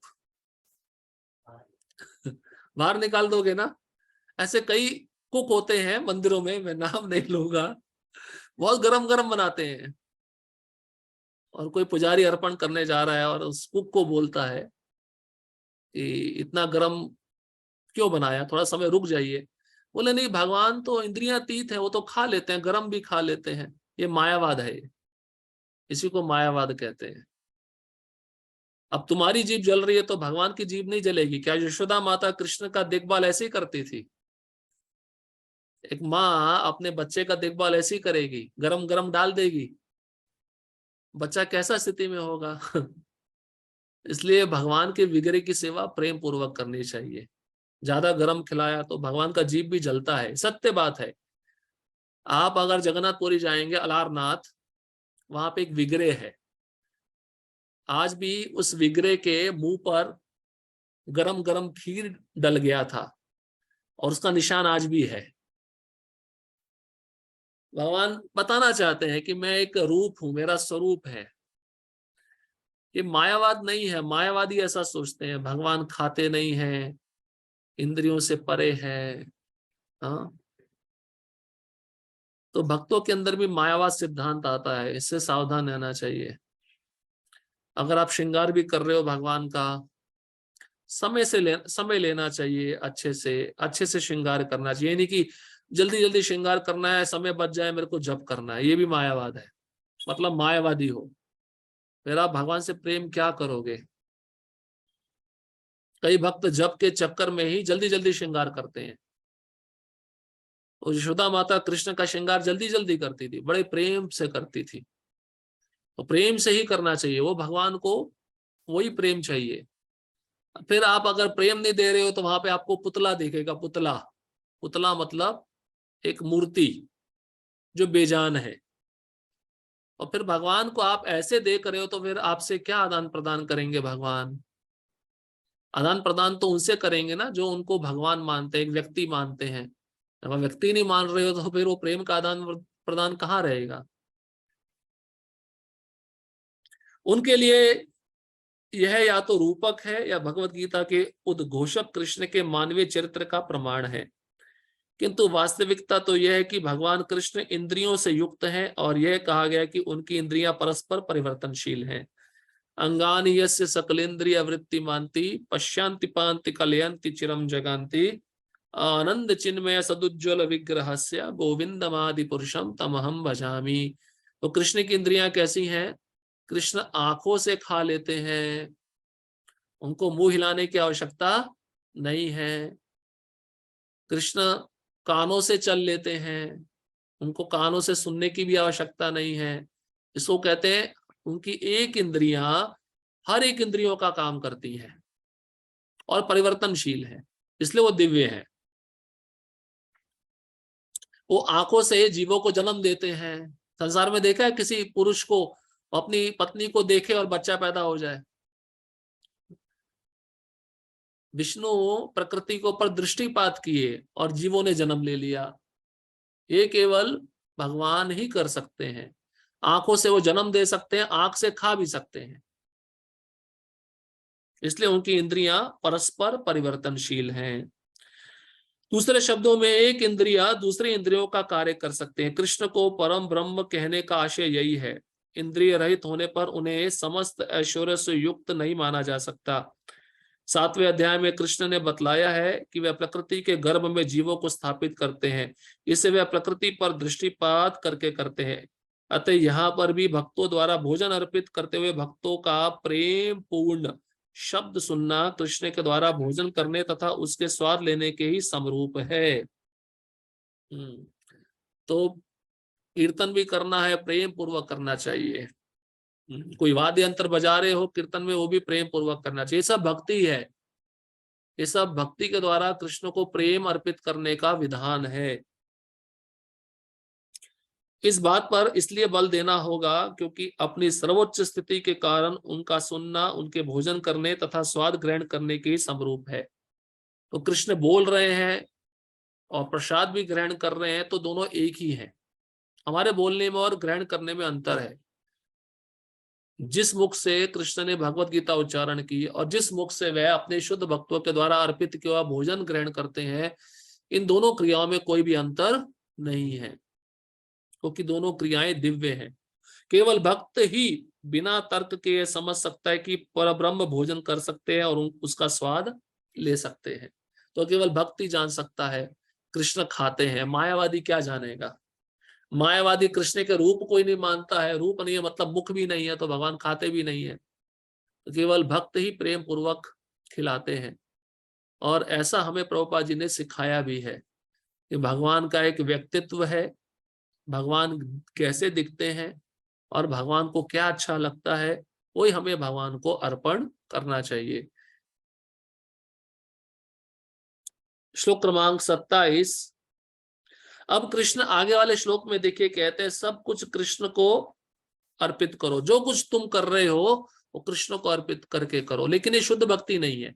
शुद्ध भक्ति तो पत्रम पुष्पम फलम तोयम है, लेकिन ये जो श्लोक है वो शुद्ध भक्ति नहीं है, वो कर्म मिश्र भक्ति है। एटलीस्ट यहां से तो व्यक्ति को शुरू करना चाहिए। कोई भी कर्म कर रहा है वो कर्म भी कृष्ण को अर्पित करे। तो ये श्लोक ये दर्शाता है। श्लोक क्रमांक 27। यत् करोषि यदश्नासि यज्जुहोषि ददासि यत् तपस्यसि कौन्तेय तत्कुरुष्व मदर्पणम्। हे कुंती पुत्र, तुम जो कुछ करते हो, जो कुछ खाते हो, जो कुछ अर्पित करते हो या दान देते हो और जो भी तपस्या करते हो उसे मुझे अर्पित करते हुए करो।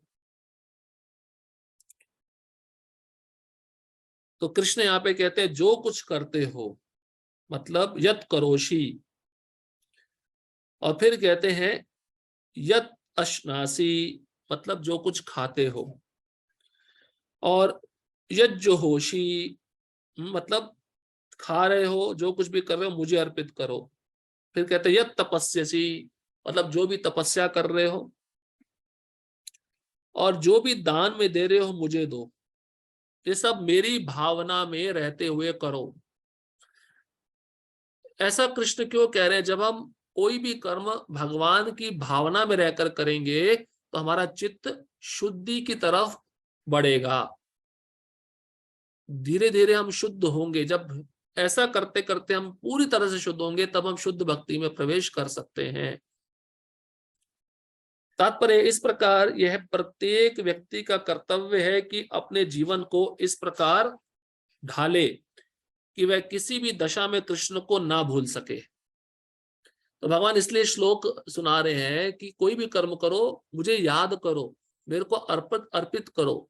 इसका अर्थ क्या होगा? हर समय मैं ही आपको याद आऊंगा, हाँ, मैं कभी आपके हृदय से विस्मृत नहीं हो पाऊंगा। इसलिए प्रभुपाद जी कह रहे हैं जीवन को ऐसे ढालना चाहिए कि हर क्षण हमें कृष्ण का स्मरण हो। प्रत्येक व्यक्ति को अपने जीवन निर्वाह के लिए कर्म करना पड़ता है और कृष्ण यहाँ पर आदेश देते हैं कि हर व्यक्ति उनके लिए ही कर्म करे। तो अब गृहस्थ व्यक्ति है, उसको कर्म करना है, अपने परिवार का पालन पोषण करना है, उसको बिजनेस करना है, जॉब करना है, तो अपना बिजनेस जॉब इसी भावना में करे कि मैं कृष्ण के लिए कर रहा हूँ। जो भी लक्ष्मी आएगी उससे मैं कृष्ण की सेवा करूंगा, ये भावना में रहकर उसको कर्म करना चाहिए। प्रत्येक व्यक्ति को जीवित रहने के लिए कुछ ना कुछ खाना पड़ता है, तो ऐसे चाहिए कि कृष्ण को अर्पित भोजन के उच्चिष्ट को ग्रहण करें। ये तो हम कर ही रहे हैं सब। अब बिना खाए तो हम जीवित नहीं रह सकते।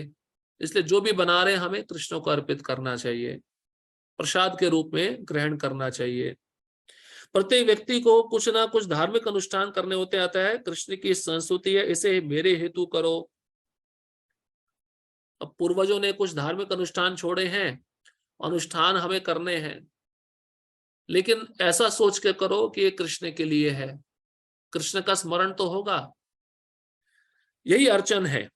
प्रत्येक व्यक्ति कुछ ना कुछ दान देता है, अतः कृष्ण कहते हैं मुझे, ये मुझे दो, जिसका अर्थ यह है कि अधिक धन का उपयोग कृष्ण भावनामृत आंदोलन की उन्नति के लिए करो। तो कृष्ण कहते हैं भाई दान देना है, कोई भी दान देना, मुझे दो, मतलब कृष्ण के मंदिर में आके दो। तो प्रभुपाद जी कह रहे हैं कि कोई ज्यादा धनवान व्यक्ति है तो उसको अपना धन कृष्ण भावनामृत आंदोलन के प्रचार के लिए लगाना चाहिए। जैसे मान लीजिए मंदिर में भक्त हैं, उनको गीता मैराथन है, उनको वाहन की आवश्यकता है, तो एक वाहन खरीद के दे दिया, चलो आप गीता का वितरण करो। तो वो जो वाहन है जो कृष्ण को अर्पित किया कृष्ण की सेवा के लिए, तो ये श्लोक को दर्शाता है। आजकल लोग ध्यान विधि के प्रति विशेष रुचि दिखाते हैं, यद्यपि इस युग के लिए यह व्यवहारिक नहीं है। किंतु यदि कोई 24 घंटे हरे कृष्ण का जब अपनी माला में करे तो वह निश्चित रूप से महानतम ध्यानी तथा योगी है, जिसकी पुष्टि भगवत गीता के 6वें अध्याय में की गई है। ठीक है, ध्यान बहुत सारे लोग लगाते हैं, तो प्रभुपाद जी कहते हैं असली ध्यानी वही है, असली योगी वही है जो 24 घंटे अपनी माला पे हरे कृष्ण मंत्र का जप कर रहा है। तो इस प्रकार से हमें अपनी प्रत्येक क्रिया में कृष्ण को लाना चाहिए, कृष्ण का स्मरण होना चाहिए। श्लोक क्रमांक 28। अब जब व्यक्ति कृष्ण को सब कुछ अर्पित करता है तो उसका फल क्या होता है, कृष्ण अगले श्लोक में बता रहे हैं।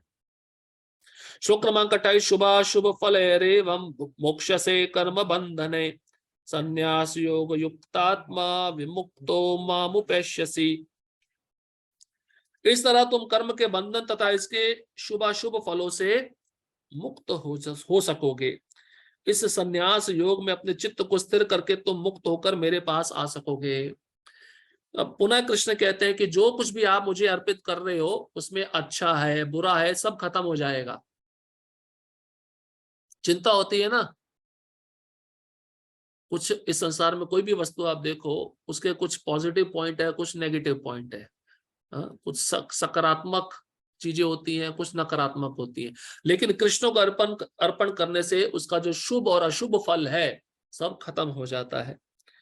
और इस तरह से प्रत्येक वस्तु भगवान को अर्पित करने से वह व्यक्ति संन्यास योग में अपने चित्त को, अपने मन को स्थिर कर लेता है। संन्यास योग मतलब प्रत्येक वस्तु कृष्ण को अर्पण करना, और इस तरह से अपने चित्त को कृष्ण में स्थिर करके अंत में कृष्ण कहते हैं वह मेरे पास आता है क्योंकि वह मेरे बारे में चिंतन कर रहा है। तात्पर्य, गुरु के निर्देशन में कृष्ण भावनामृत में रहकर कर्म करने को युक्त कहते हैं।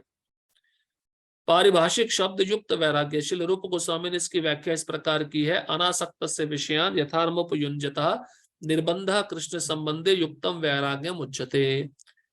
तो रूप गोस्वामी हमें युक्त वैराग्य सिखा रहे हैं, प्रत्येक वस्तु को कृष्ण की सेवा में लगाना। इससे वह वस्तु भी शुद्ध होगी और व्यक्ति का उस वस्तु के प्रति आसक्ति भी खत्म होगी। इसलिए हर वस्तु को कृष्ण की सेवा में लगाना, इसको कहते हैं संन्यास योग युक्त आत्मा, क्योंकि कोई भी भौतिक वस्तु के प्रति उसकी आसक्ति नहीं रहेगी। सन्यासी की आसक्ति नहीं रहती ना। श्री रूप गोस्वामी कहते हैं कि जब तक हम इस जगत में है तब तक हमें कर्म करना पड़ता है, हम कर्म करना बंद नहीं कर सकते। अतः यदि कर्म करके उसके फल कृष्ण को अर्पित कर दिए जाएं तो यह युक्त वैराग्य कहलाता है। युक्त मतलब भगवान से जुड़ा हुआ।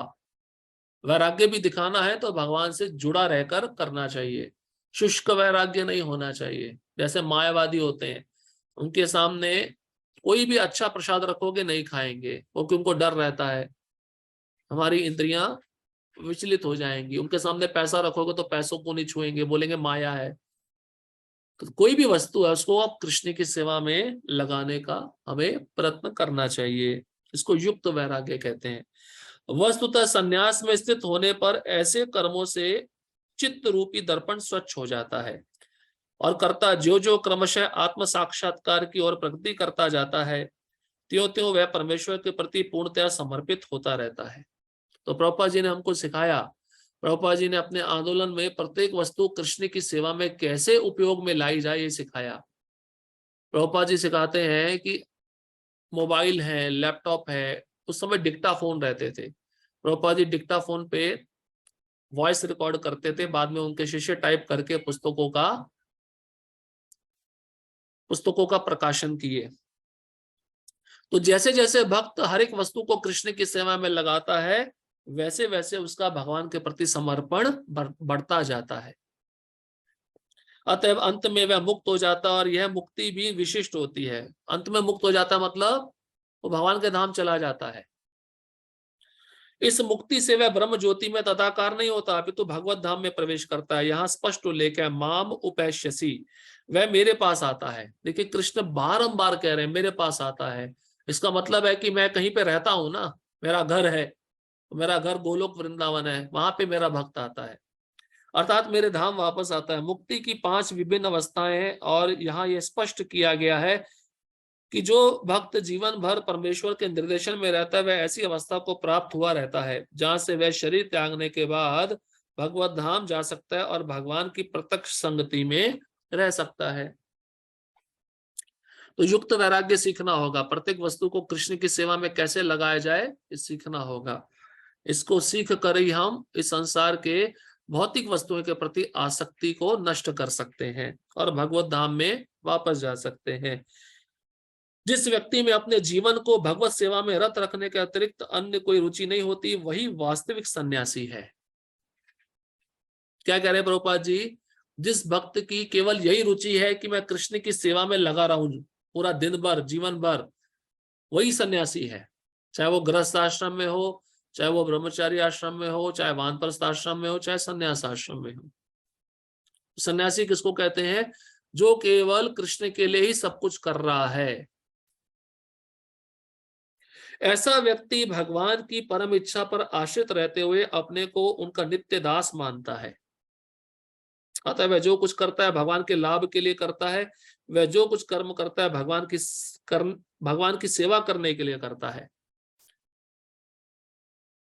वह सकाम कर्मों या वेद वर्णित कर्तव्यों पर ध्यान नहीं देता, क्योंकि वह भक्त है, उसको भक्ति में रुचि है, इसलिए वेद के कर्म कांड, ज्ञान कांड में उस भक्त की रुचि नहीं रहती।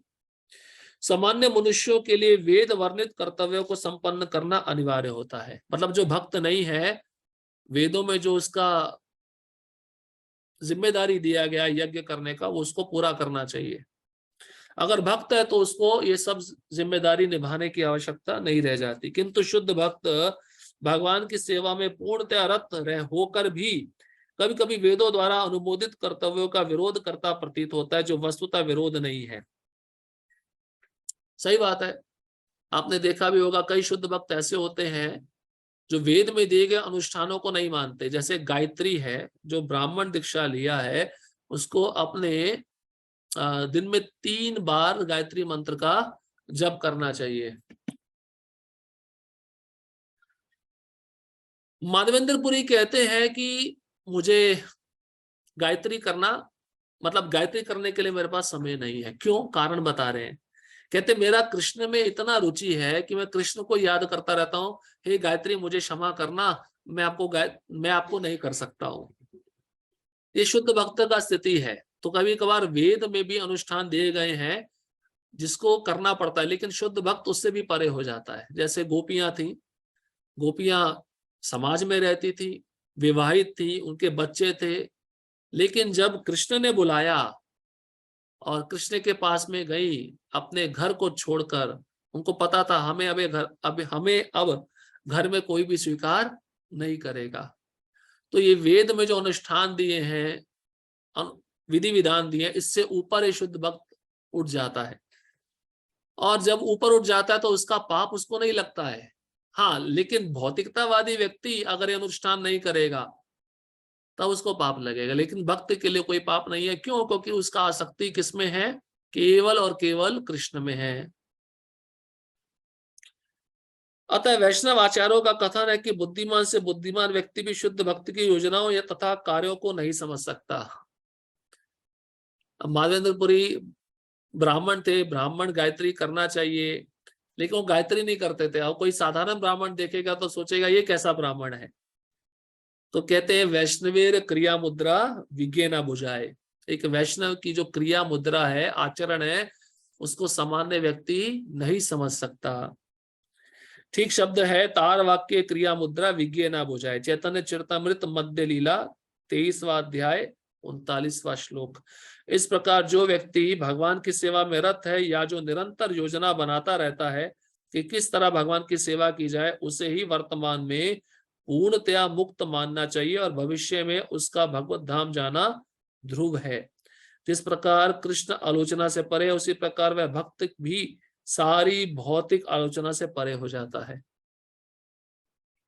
तो बताते हैं कृष्ण को किसी प्रकार की आलोचना प्रभावित नहीं करती, पाप और पुण्य प्रभावित नहीं करता। उसी प्रकार से उनके जो शुद्ध भक्त है, उनको भी किसी प्रकार की आलोचना, किसी प्रकार का पाप पुण्य प्रभावित नहीं करता। अब शिवजी हैं, शिवजी भगवान के परम शुद्ध भक्त हैं। आपने सुना भी होगा, अपनी गोद में लेकर पार्वती को बिठाकर कथा सुनाते हैं।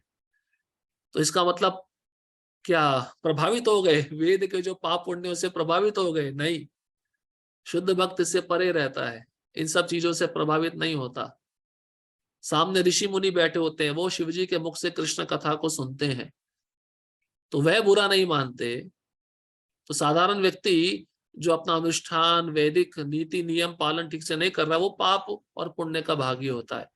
शुद्ध भक्ति की अवस्था में वह भक्त प्रभावित नहीं होता। इसलिए कृष्ण की सेवा में जो 100% लगा है, जो निरंतर कृष्ण की सेवा के लिए योजना बना रहा है कि मैं कृष्ण की सेवा और कैसे अच्छे से करूं, उसे ही मुक्त मानना चाहिए, क्योंकि उसने अपना शरीर, मन, वाणी, इंद्रियां सब कृष्ण की सेवा में समर्पित कर रखी हैं। अब कृष्ण अगले श्लोक में कहते हैं कि कृष्ण सभी के लिए समान है, वे किसी से द्वेष नहीं करते, ना कोई उनका मित्र है ना कोई उनका शत्रु है, लेकिन भक्ति के प्रति उनकी विशेष रुचि है। श्लोक क्रमांक 29, समोहम सर्वभूतेषु नामे द्वेष्यो अस्ति न प्रिया ये भजन्ति तो माम भक्त्या मयि ते तेषु चाप्यहम्। मैं ना तो किसी से द्वेष करता हूं, ना ही किसी के साथ पक्षपात करता हूं, मैं सबों के लिए संभाव हूं, किंतु जो भी भक्ति पूर्वक मेरी सेवा करता है वह मेरा मित्र है, मुझ में स्थित रहता है और मैं भी उसका मित्र हूं। भगवान कहते हैं ना द्वेष्यो अस्ति ना प्रिया, मैं किसी से भी द्वेष नहीं करता, ना मैं किसी का प्रिय हूं, लेकिन जो मेरा प्रेम पूर्वक भजन करता है, जो मेरी प्रेम पूर्वक सेवा करता है, वह मेरा मित्र है, मैं उसमें रहता हूं, वह मुझ में रहता है। तात्पर्य यहां यह प्रश्न किया जा सकता है, जब कृष्ण का सबों के लिए संभव है और उनका कोई विशिष्ट मित्र नहीं है, तो फिर वह उन भक्तों में विशेष रुचि क्यों लेते हैं जो उनकी दिव्य सेवा में सदैव लगे रहते हैं? किंतु यह भेदभाव नहीं है, ये तो सहज है। सही है ना? कृष्ण अपने भक्तों में तो रुचि दिखाएंगे। जैसे मान लीजिए एक उदाहरण है, एक परिवार है, पिकनिक पे गया है, और अब वहां पे सब पूरा परिवार बैठ के भोजन कर रहा है, लेकिन वो जो स्त्री है उसने 2 टिफिन बांधे हैं, एक में तो पूरा अच्छा फ्रेश लंच तैयार किया है और एक में थोड़ा कल की चपातियां हैं। तो वह जो स्त्री है जो उस घर की परोसने वाली है, जब पूरा परिवार बैठा पिकनिक पे भोजन ग्रहण कर रहा है, अचानक से एक भिखारी आ गया। अब वो स्त्री अपने परिवार को तो जो फ्रेश भोजन बनाया वो अर्पण कर रही है, उस भिखारी को क्या देगी? कल का सूखा हुआ दे देगी। हाँ, तो प्रेम उसका कहाँ है? अपने परिवार के लिए है। उसी प्रकार से कृष्ण का प्रेम अपने भक्तों के लिए रहता है, उनके लिए कोई द्वेषी नहीं है, कोई मित्र नहीं है, लेकिन भक्त उनके लिए मित्र है, भक्त उनके लिए प्रिय है, क्योंकि वह उनकी सेवा में लगे हुए हैं। इस जगत में हो सकता है कि कोई व्यक्ति अत्यंत उपकारी हो, किंतु तो भी वह अपनी संतानों में विशेष रुचि लेता है। हाँ, हर एक माँ को अपना बच्चा ही प्यारा लगता है। आप देखो बच्चों की टोली खेल रही है और अपना बच्चा पत्थर लेकर मिट्टी में गोल गोल करे तो माँ को लगता है ओम लिख रहा है, ओम। वो अतिशोक्ति हो जाता है। माँ को लगता है अरे कितना सुंदर शब्द लिखा है, जबकि शब्द उसने कुछ लिखा नहीं होगा, कुछ समझ में नहीं आएगा, लेकिन कितना सुंदर लिखा है। तो उस माँ का सहज प्रेम होता है अपने बच्चे के लिए। ऐसे ही भगवान का सहज प्रेम है अपने भक्तों के लिए, क्योंकि हर एक माता पिता अपने संतान में रुचि लेते हैं, संतान कैसी भी हो। अब मान लो संतान सुंदर नहीं है, लेकिन माँ को लगता है सबसे सुंदर बच्चा मेरा ही है, तो ये सहज प्रेम है, स्वाभाविक प्रेम है। भगवान का कहना है कि प्रत्येक जीव चाहे वह जिस योनि का हो उनका पुत्र है, अतः वह हर एक को जीवन की आवश्यक वस्तुएं प्रदान करते हैं। तो भगवान कभी भेदभाव करते हैं? चलो मनुष्य मेरे हैं, पशु मेरे नहीं है, पशुओं को खाना नहीं मिलना चाहिए, मनुष्यों को मिलना चाहिए। भगवान के अंदर भेदभाव नहीं है। अब उपमा देकर समझा रहे हैं प्रभुपाद जी। भगवान उस बादल के जैसे हैं जो सबों के ऊपर जल वृष्टि करता है, चाहे यह वृष्टि चट्टान पर हो या स्थल पर या जल में हो। तो बादल ये देखकर वर्षा करता है, चलो अमीर के घर वर्षा करूंगा और गरीब का घर में वर्षा नहीं करूंगा। तो बादल में वो भेदभाव नहीं होता। किंतु भगवान अपने भक्तों का विशेष ध्यान रखते हैं। अर्जुन का कितना विशेष ध्यान रखा था भगवान ने। हाँ, कितना संकट आया था महाभारत के युद्ध में, एक सारथी बनकर किस प्रकार से अर्जुन का रक्षण किया था। जयद्रथ ने संकल्प लिया था, नहीं अर्जुन ने संकल्प लिया था जयद्रथ को मारने का। जयद्रथ को मैं अगर सूर्यास्त से पहले नहीं मार पाया तो मैं अग्नि में प्रवेश करूंगा। और जब कौरवों की सेना ने पूरा योजना बनाया था कि आज अर्जुन को फंसा के रखना है, जयद्रथ के पास आने नहीं देना है, तो भगवान भी युक्ति जानते हैं मेरे भक्त का रक्षण कैसे करना है। सूर्यास्त हो गया और जयद्रथ हंसने लगा अर्जुन के ऊपर। क्यों? क्योंकि सूर्यास्त हो चुका है अर्जुन, अब तुम्हें अग्नि समाधि लेना पड़ेगा। तो भगवान ने अपनी इच्छा से सूर्य को अस्त किया था, भगवान का ही नेत्र है। भगवान ने बादलों में छिपा दिया था जिससे अंधेरा हो जाए। और जयद्रथ हंसता हुआ जब सामने आ गया तो भगवान ने सूर्य को इशारा किया, सूर्य ऊपर आ गए। भगवान की इच्छा होगी तो रात दिन हो जाएगा और दिन रात हो जाएगी। इस प्रकार से भगवान रक्षण करते हैं। जो भगवान के आश्रय में है उनको चिंता करने की आवश्यकता नहीं है। भक्त भी जो पूरा जीवन भगवान कृष्ण को समर्पित किए हैं उनको चिंता नहीं करनी चाहिए मेरा क्या होगा, मेरे को ये वस्तु मिलेगी नहीं मिलेगी। कृष्ण के आश्रय में आपकी भक्ति के अनुकूल है तो आपको मिलेगी, और वह वस्तु अगर आपकी भक्ति के अनुकूल नहीं है तो नहीं मिलेगी, क्योंकि कृष्ण आपसे अच्छा जानते हैं, वो आपके पिता हैं। इसलिए कृष्ण अपने भक्तों का विशेष ध्यान रखते हैं। इसलिए वो ऐश्वर्य नहीं देते अपने भक्तों को। ऐश्वर्य उन्हीं को देंगे जो उस ऐश्वर्य को उनकी सेवा में लगाएंगे। ऐसे ही भक्तों का यहाँ उल्लेख हुआ है, वह सदैव कृष्ण भावनामृत में रहते हैं, फलतः वह निरंतर कृष्ण में लीन रहते हैं। कृष्ण भावनामृत शब्द ही बताता है कि जो लोग ऐसे भावनामृत में रहते हैं वह सजीव अध्यात्मवादी है और उन्हीं में स्थित है। भगवान जहाँ स्पष्ट रूप से कहते हैं मई ते, अर्थात वह मुझ में है। मुझ में है मतलब वो मेरा चिंतन कर रहे हैं इसलिए वह मुझ में है, और मैं उनका चिंतन कर रहा हूं, मैं उनके हृदय में रहता हूं। मुझ में है मतलब ये मायावादी अर्थ नहीं है। मुझ में है मतलब मुझ में लीन हो गया, वो अर्थ नहीं है। या फिर इसका अर्थ ये भी है कि भक्तों की जो मेरी जो इच्छा है वही भक्तों की इच्छा है। भक्तों ने अपनी इच्छा को मुझ में मिला दिया, मेरी इच्छा में मिला दिया, उसको कहते हैं मुझ में है, इसका अर्थ। फलतः भगवान भी उनमें है। इससे ये यथा मां प्रपद्यन्ते ताम स्तः भजामे हम की भी व्याख्या हो जाती है। भाई जिस भाव में जो मेरा शरणागत होगा उसी भाव में मैं उसके साथ आदान प्रदान करूंगा। जो भी मेरी शरण में आ जाता है उसकी मैं उसी रूप में रखवाली करता हूं। ये दिव्य आदान प्रदान भाव विद्यमान रहता है, क्योंकि भक्त तथा भगवान दोनों सचेतन है। अब गोपियों का भाव क्या था? वह कृष्ण को पति रूप में चाहती थी, इसलिए कृष्ण उनको कामदेव के रूप में दिखते थे। कंस डरता था, इसलिए कृष्ण उसको मृत्यु के रूप में दिखते थे।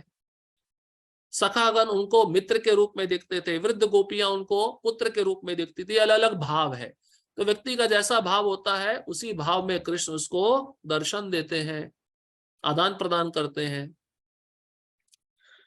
जब हीरे को सोने की अंगूठी में जड़ दिया जाता है तो वह अत्यंत सुंदर लगता है। इससे सोने की महिमा बढ़ती है। हीरा क्या है? कृष्ण। और सोना क्या है? हम सब जीव हैं। जब हम कृष्ण की सेवा करेंगे तो हमारी भी महिमा बढ़ेगी, नहीं बढ़ेगी? नाम होता नहीं होता। आज प्रभुपाद जी ने कृष्ण की इतनी सेवा की, पूरे संसार में प्रभुपाद जी का नाम है। इसलिए रामानंद राय और चैतन्य महाप्रभु के बीच में संवाद है, उसमें चैतन्य महाप्रभु एक प्रश्न पूछते हैं। वह कहते हैं सबसे बड़ा यश क्या है? तो रामानंद राय कहते हैं कृष्ण का भक्त बनना, ये सबसे बड़ा यश है। जो कृष्ण का भक्ति कर रहा है उसका यश पूरा संसार में फैल जाता है। ध्रुव महाराज का यश है या नहीं है? प्रहलाद महाराज का यश है या नहीं है? अम्बरीश महाराज का यश है या नहीं है? सब यशस्वी लोग हैं जिन्होंने कृष्ण का आश्रय लिया। पूरा संसार इनको पूजा करता है। इसलिए प्रसिद्धि प्राप्त करनी है ना, यश लेना है, तो फिल्म एक्टर मत बनना, क्रिकेटर मत बनना, कृष्ण का भक्त बनना। किंतु साथ ही हीरे की भी महिमा बढ़ती है। भगवान तथा जीव निरंतर चमकते रहते हैं, और जब कोई जीव भगवान की सेवा में प्रवृत्त होता है तो वह सोने की भांति दिखता है।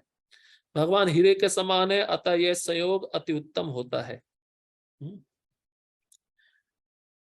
मराठी में बोलते हैं साखरपुड़ा। साखरपुड़े के समय सोने की अंगूठी में हीरा जड़ कर दिया जाए तो कितने खुश हो जाते हैं। हीरा भी मिल गया, सोना भी मिल गया। यहाँ पे हीरा कृष्ण है और सोना जीव है। तुलना कर रहे हैं प्रभुपाद जी। जब कोई सोना हीरा उसमें लगता है तो कितना सुंदर दिखता है। उसी प्रकार से जब जीव कृष्ण की सेवा करता है तो उसके आध्यात्मिक गुण प्रकट हो जाते हैं, वो निखर जाता है, उसमें तेज बढ़ जाता है। कहने का मतलब ऐसा है। शुद्ध अवस्था में जीव भक्त कहलाते हैं। परमेश्वर अपने भक्तों के भी भक्त बन जाते हैं। यदि भगवान तथा भक्त में आदान प्रदान का भाव ना रहे तो सगुणवादी दर्शन ही ना रहे। आदान प्रदान तो तभी रहेगा ना जब आप उसको साकार रूप में मानोगे। कोई रूप है तभी तो आदान प्रदान है। इसका रूप ही नहीं है तो आदान प्रदान क्या करोगे?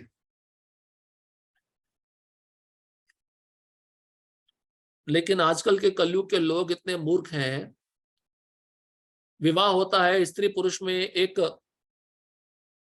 स्त्री है, उसने पुरुष से विवाह नहीं किया, उसने अपने से ही विवाह कर लिया। अपना फोटो रखा और फोटो के फेरे ले लिए। ऐसे अजीब अजीब विवाह संपन्न होते हैं। अब वो अपने साथ ही हनीमून मनाने गई है। ये सब चीजें होती है संसार में। कितने प्रकार की बुद्धि है देखो। मायावादी दर्शन में परमेश्वर तथा जीव के मध्य ऐसा आदान प्रदान का भाव नहीं मिलता, किंतु सगुणवादी दर्शन में ऐसा होता है। तो मायावादी तो रूप कोई नहीं मानते, कृष्ण को आदान प्रदान क्या करेंगे। लेकिन भक्त है वे भगवान के विग्रह को मानते हैं। विग्रह का सुंदर रूप है, इसलिए वह भगवान को भोग लगाते हैं। ये आदान प्रदान है, और भगवान भी उनके भक्तों का इच्छा पूर्ण करते हैं। प्राय यह दृष्टांत दिया जाता है कि भगवान कल्प वृक्ष के समान है, और मनुष्य इस वृक्ष से जो भी मांगता है भगवान उसकी पूर्ति करते हैं।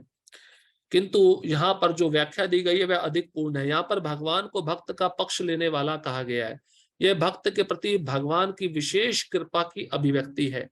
भगवान के आदान प्रदान भाव को कर्म के नियम के अंतर्गत नहीं मानना चाहिए। अब ऐसा नहीं मानना चाहिए भगवान है भक्तों का पक्ष लेते हैं और दूसरों का पक्ष नहीं लेते, एक कर्म का नियम भी भगवान पर लागू होता है। नहीं, जो जीव भगवान की सेवा में लगे हैं भगवान तो विशेषतः उन पे कृपा करते ही हैं, अनुकंपा दिखाते हैं। तो दूसरे जीवों के प्रति क्या भेदभाव कर रहे हैं? दूसरे जीवों को भी तो सब कुछ दे रहे हैं ना, खाने के लिए, पहनने के लिए। भेदभाव कहाँ से हो गया? हाँ, जो उनका सेवा कर रहा है उसके प्रति विशेष रुचि है। यह तो उस दिव्य अवस्था से संबंधित रहता है जिसमें भगवान तथा उनके भक्त कर्म करते हैं। भगवत भक्ति इस जगत का कार्य नहीं है, यह तो उस अध्यात्म जगत का अंश है जहां शाश्वत आनंद तथा ज्ञान का प्राधान्य रहता है। अब अगले श्लोक में भगवान, कोई भक्त गलती करता है उसको क्षमा करते हैं, उसको शुद्ध बनाते हैं। किसी भक्त से अकस्मात गलती हो जाता है, कोई त्रुटि हो जाता है, लेकिन वो गलती बार बार नहीं होनी चाहिए, जानबूझकर नहीं होनी चाहिए। गलती से हो गया है, ठीक है, भगवान उसको क्षमा करते हैं, उसको शुद्ध करते हैं। उसके विषय में भगवान अभी बताने जा रहे हैं। श्लोक क्रमांक 30, अपि चेत सुदुराचारो भजते माम अनन्य भाग साधुरेव समन्तव्य सम्यक व्यवसितो हि स। यदि कोई जघन्य से जघन्य कर्म करता है किंतु यदि वह भक्ति में रत रहता है तो उसे साधु मानना चाहिए, क्योंकि वह अपने संकल्प में अडिग रहता है। जघन्य से जघन्य कर्म मतलब बहुत ही गलत काम, निकृष्ट कार्य। भक्त भी कभी कभार गलती कर देता है, क्योंकि माया इतनी प्रबल है कि माया भी कभी कभार भक्त को बंधन में डाल देती है। उस भक्त से कुछ गलती हो जाता है, बुरा काम भी हो जाता है। लेकिन कृष्ण यहाँ पे क्या कह रहे हैं, अगर फिर भी वह मेरी भक्ति में लगा हुआ है दृढ़ता पूर्वक, उसे साधु ही मानो, क्योंकि उसने संकल्प लिया, उसका लक्ष्य मैं हूं। फिर भी उसको हमें क्या मानना है, साधु मानना, उसमें दोष नहीं देखना। लेकिन वो गलती एक बार हुई, ठीक है, बार बार नहीं होनी चाहिए, कृष्ण आगे बताएंगे। और उस गलती को सुधारने का प्रयत्न करना चाहिए।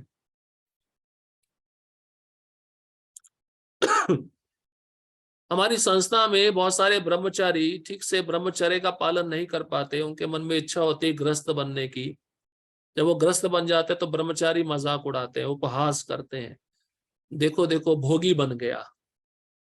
ये ठीक नहीं है, ये गलत है। तो भगवान इसी के विषय में कह रहे हैं, ठीक है, ग्रस्त बन के वो भक्ति में तो लगा है ना, कृष्ण की सेवा में तो लगा है ना, उसका संकल्प अडिग है। उसका संकल्प क्या है, मुझे कृष्ण की प्राप्ति करना है। अगर आश्रम से उसका पतन हुआ है लेकिन भक्ति से पतन नहीं हुआ तो वह साधु है। अगर उसका भक्ति से पतन हो गया तब वो साधु नहीं है। तात्पर्य, इस श्लोक का सुदुराचार शब्द अत्यंत महत्वपूर्ण है। अतः हमें इसे ठीक से समझना होगा। जब मनुष्य बद्ध रहता है तो उसके दो प्रकार के कर्म होते हैं, प्रथम बद्ध और द्वितीय स्वाभाविक। जिस प्रकार शरीर की रक्षा करने या समाज तथा राज्य के नियमों का पालन करने के लिए तरह तरह के कर्म करने होते हैं, उसी प्रकार से बद्ध जीवन के प्रसंग में भक्तों के लिए कर्म होते हैं जो बद्ध कहलाते हैं। इनके अतिरिक्त जो जीव अपने आध्यात्मिक स्वभाव से पूर्णतया भिन्न रहता है और कृष्ण भावनामृत में या भगवत भक्ति में लगा रहता है, उसके लिए भी कर्म होते हैं जो दिव्य कहलाते हैं। ऐसे कार्य उसकी स्वाभाविक स्थिति में संपन्न होते हैं और शास्त्रीय दृष्टि से भक्ति कहलाते हैं। तो देखिए, दो प्रकार के कर्म है जीव के। प्रभुपाद जी तात्पर्य में लिखे, एक बद्ध और दूसरा स्वाभाविक। स्वाभाविक मतलब भक्ति, जो हर एक को करनी चाहिए। और बद्ध कर्म क्या है, जो चार आश्रम के अनुसार होते हैं, चार वर्ण के अनुसार होते हैं। मतलब ब्रह्मचारी, गृहस्थ, वानप्रस्थ, सन्यासी, ब्राह्मण, क्षत्रिय, वैश्य, शूद्र, ये बद्ध अवस्था में किए गए कर्म है। लेकिन जो स्वाभाविक कर्म है वो है भक्ति। तो शरीर को बनाए रखने के लिए उसको बद्ध कर्म करने होते हैं और आत्मा का पोषण करने के लिए उसको स्वाभाविक कर्म करने होते हैं। दोनों प्रकार के कर्मों की आवश्यकता है। लेकिन जो भक्त भक्ति में लगा रहता है वह कर्म दिव्य होते हैं और ऐसे कर्म उसकी स्वाभाविक स्थिति में किए जाते हैं और शास्त्रीय दृष्टि के अनुसार वह भक्ति कहलाते हैं। बद्ध अवस्था में कभी कभी भक्ति और शरीर की बद्ध सेवा एक दूसरे के समांतर चलती है। चल तो रही है, अभी हम ब्रह्मचारी आश्रम में हैं, आश्रम में रहकर हम भक्ति कर रहे हैं, तो बद्ध कर्म भी चल रहा है, स्वाभाविक कर्म भी चल रहा है, दोनों सामान्य रूप से चल रहे हैं। अब आप लोग गृहस्थ हैं, आप घर में रह रहे हो पर भक्ति भी कर रहे हो, वो दोनों कर्म भी साथ साथ चल रहे हैं, किंतु पुनः कभी कभी वह एक दूसरे के विपरीत हो जाती है। विपरीत कैसे हो जाती है? मतलब बद्ध कर्म ज्यादा हो गए, स्वाभाविक कर्म कम हो गए, मतलब भक्ति कम हो रही है और वर्ण और आश्रम के प्रति रुचि ज्यादा हो रही है। तो उससे क्या हो रहा है? भक्ति से दूर जा रहा है ना, फिर वो संसार के क्रियाकलापों में उसका मन ज्यादा लगेगा, संसार के बारे में ज्यादा सोचेगा, तो विपरीत हो जाता है। कभी कभार दोनों कर्म एक दूसरे के विपरीत हो जाता है। जहां तक संभव होता है भक्त सतर्क रहता है कि वह कोई ऐसा कार्य ना करे जिससे यह अनुकूल स्थिति भंग हो। वह जानता है कि उसकी कर्म सिद्धि उसके कृष्ण भावनामृत की अनुभूति की प्रगति पर निर्भर करती है, किंतु कभी कभी यह देखा जाता है कि कृष्ण भावनामृत में रत व्यक्ति सामाजिक या राजनीतिक दृष्टि से निंदनीय कार्य कर बैठता है। भक्त भी समाज में रहता है तो समाज के नीति नियमों का पालन करना चाहिए। कभी कभार देखा जाता है समाज का नीति नियम वह पालन नहीं कर पाता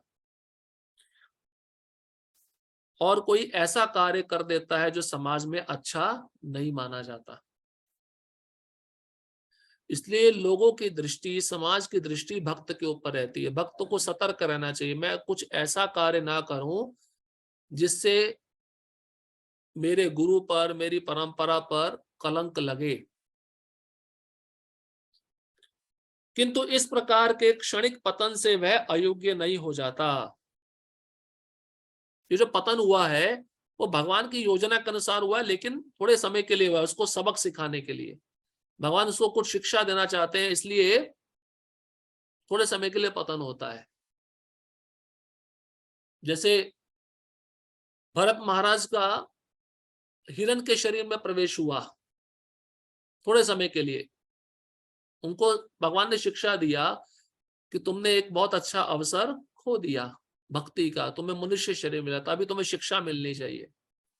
ऐसे बच्चा कोई शरारत करता है और नहीं सुन रहा है तो माँ क्या करती है? थप्पड़ लगाती है उसके भले के लिए। इसलिए भगवान भी देखते हैं भक्त कुछ गलत काम किया, उसको शिक्षा देने के लिए थोड़े समय के लिए उसकी प्रगति भक्ति में रुक जाती है, लेकिन वो भक्ति के अयोग्य नहीं बनता, वो योग्य है और पुनः उसकी भक्ति फिर से चालू हो जाती है। जब उसको पश्चाताप होता है कि मैंने ऐसा कर्म क्यों किया, मुझे नहीं करना चाहिए था। अब इसकी बहुत सारी लिस्ट है हमारी संस्था में ही। ऐसे कई भक्त होते हैं आश्रम से भी गिर जाते हैं, साथ ही साथ कुछ समय के लिए भक्ति भी छोड़ के चले जाते हैं, फिर उनको पश्चाताप होता है मैंने गुरु का आश्रय क्यों छोड़ा, मुझे वापस जाना चाहिए। तो जितना समय के लिए भक्तों के संग से दूर जाते हैं उतना समय के लिए वो भक्ति नहीं कर पाते, जब उनको पश्चाताप होता है। क्योंकि एक बार ऐसा बताया गया है कि कृष्ण के चरण कमलों का कोई भी आश्रय ले लेता है, फिर वो कृष्ण के चरण कमलों को भूल नहीं सकता। छोड़ के भी जाएगा तब भी उसको याद आती रहेगी, वो याद उसको पुनः खींच कर लाती है और फिर वह भक्ति करना शुरू कर देता है। जैसे श्री संप्रदाय में एक सुंदर कथा आती, एक बहुत बड़े भक्त थे भगवान के, अलवार थे और भगवान के लिए तुलसी का माला बनाते थे, बहुत सुंदर माला, और रंगनाथ जी को अर्पण करते थे। उसी रंग क्षेत्र में एक वेश्या आ गई जो बहुत सुंदर थी और उस वेश्या के प्रति सारे मनुष्य आकृष्ट रहते थे। और बगीचे में बैठकर ये भक्त तुलसी का माला बनाता था, वेश्या वहां से जाती थी, ये भक्त उस वेश्या के तरफ देखता भी नहीं था। उस वेश्या को बहुत घमंड था अपनी सुंदरता पे। उस वेश्या ने सोचा अगर इस भक्त का मैं पतन नहीं करा पाई तो मेरा नाम भी वेश्या नहीं, 3 दिन के बाद इसका पतन निश्चित होगा। उस वेश्या ने प्लानिंग बनाया, ये भगवान का योजना है। अब प्लानिंग क्या हुआ, बहुत जोर से वर्षा होने लगी, वो भक्त अपने कुटीर में बैठकर तुलसी का माला बना रहा था और ये वेश्या भीग कर, उसको कहीं आश्रय नहीं मिल रहा था, ये उसी स्थान पे आ गई जहां पे वो भक्त बैठकर तुलसी का माला बना रहा था। जब इस दृश्य को उस भक्त ने देखा कि उस वेश्या के कपड़े भीगे हुए हैं तो उसके मन में थोड़ा वासना जागृत हो गया और वेश्या को उसने आश्रय दे दिया। आश्रय देने के बाद में संग करते करते उसका काफी समय बीत गया, तुलसी का माला बंद हो गया, भजन बंद हो गया। अब एक दिन ऐसा आया लक्ष्मी जी वैकुंठ में भगवान नारायण को बोलती है, प्रभु आपका भक्त है, इतना सुंदर सेवा करता था, आपने इसको किस स्थिति में डाल दिया। भगवान बोलते चिंता मत करो, कुछ शिक्षा देने वाला हूं, इसलिए इसके साथ ऐसा कर रहा हूं।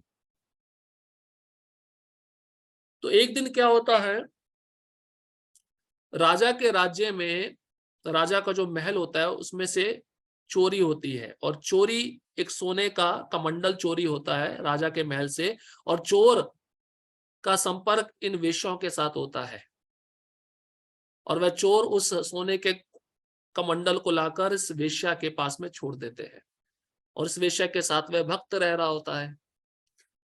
और राजा के सिपाही वहां पे पहुंचते हैं और इस भक्त को चोर समझकर जेल में डाल देते हैं।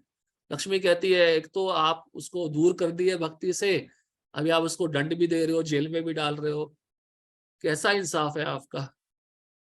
लक्ष्मी माता है ना, करुणा है उसके अंदर। पिता थोड़ा कठोर होता है, लेकिन भगवान कठोर नहीं है, भगवान माँ के समान है, भगवान शिक्षा देते हैं। तो ऐसा बताया जाता है कि फिर उस राजा के सपने में भगवान आके बोले कि जिसको तुमने बंद किया है वो मेरा शुद्ध भक्त है, उसको छोड़ दो। तब उसको छोड़ दिया जाता है। तो कहने का तात्पर्य यह है, जब तक वो वेश्या के संग में रहा तब तक उसकी भक्ति रुक गई थी, लेकिन नष्ट नहीं हुई थी, खत्म नहीं हुई थी। और जब वो जेल में जाता है, जेल में उसको चिंतन होता है अपनी सेवा का, कि मैं पहले कितना अच्छा था, भगवान की कितनी सुंदर माला बनाता था, सेवा करता था, अब इस वेश्या के संग में आकर मैं सब कुछ भूल गया, पथभ्रष्ट हो गया अपनी भक्ति से। मैं कब बाहर आऊंगा, कब वह सेवा पुनः करूंगा। उसकी आंखों से आंसू निकलते थे, पश्चाताप होता था, और यही आंसू, पश्चाताप की अग्नि ऐसी होती है कि उसके सारे कर्मों के फल को जला के भस्म कर देती है। जब उसको छोड़ा गया, पुनः वह भगवान की सेवा में लगा, और दृढ़ता पूर्वक और निष्ठा पूर्वक लगा, क्योंकि जब भक्त किसी पतन में चला जाता है और पतन से वापस आता है तो उसकी भक्ति और दृढ़ होती है। जैसे बताते हैं ना, घायल शेर बहुत खतरनाक होता है, उसी प्रकार से भक्त जब पतित अवस्था से वापस भक्ति में आता है उसकी भक्ति और दृढ़ होती है। लेकिन उसको सतर्क रहना पड़ता है कि मुझसे ये गलती दोबारा फिर से ना हो। इसलिए भगवान कहते हैं मैं उसको साधु मानता हूं, चाहे उससे गलत से भी गलत काम हो जाए, क्योंकि उसका लक्ष्य मैं हूं। श्रीमद् भागवत में कहा गया है कि यदि कोई व्यक्ति पतित हो जाए किंतु यदि भगवान की दिव्य सेवा में लगा रहे तो हृदय में वास करने वाले भगवान उसे शुद्ध कर देते हैं। कंडीशन एक ही है, पतन हो गया ठीक है, भगवान की सेवा में लगे रहना चाहिए। धीरे धीरे भगवान उसके हृदय में उसका जो अशुद्धि है उसको खत्म कर देते हैं, और उस निंदनीय कार्य के लिए क्षमा कर देते हैं।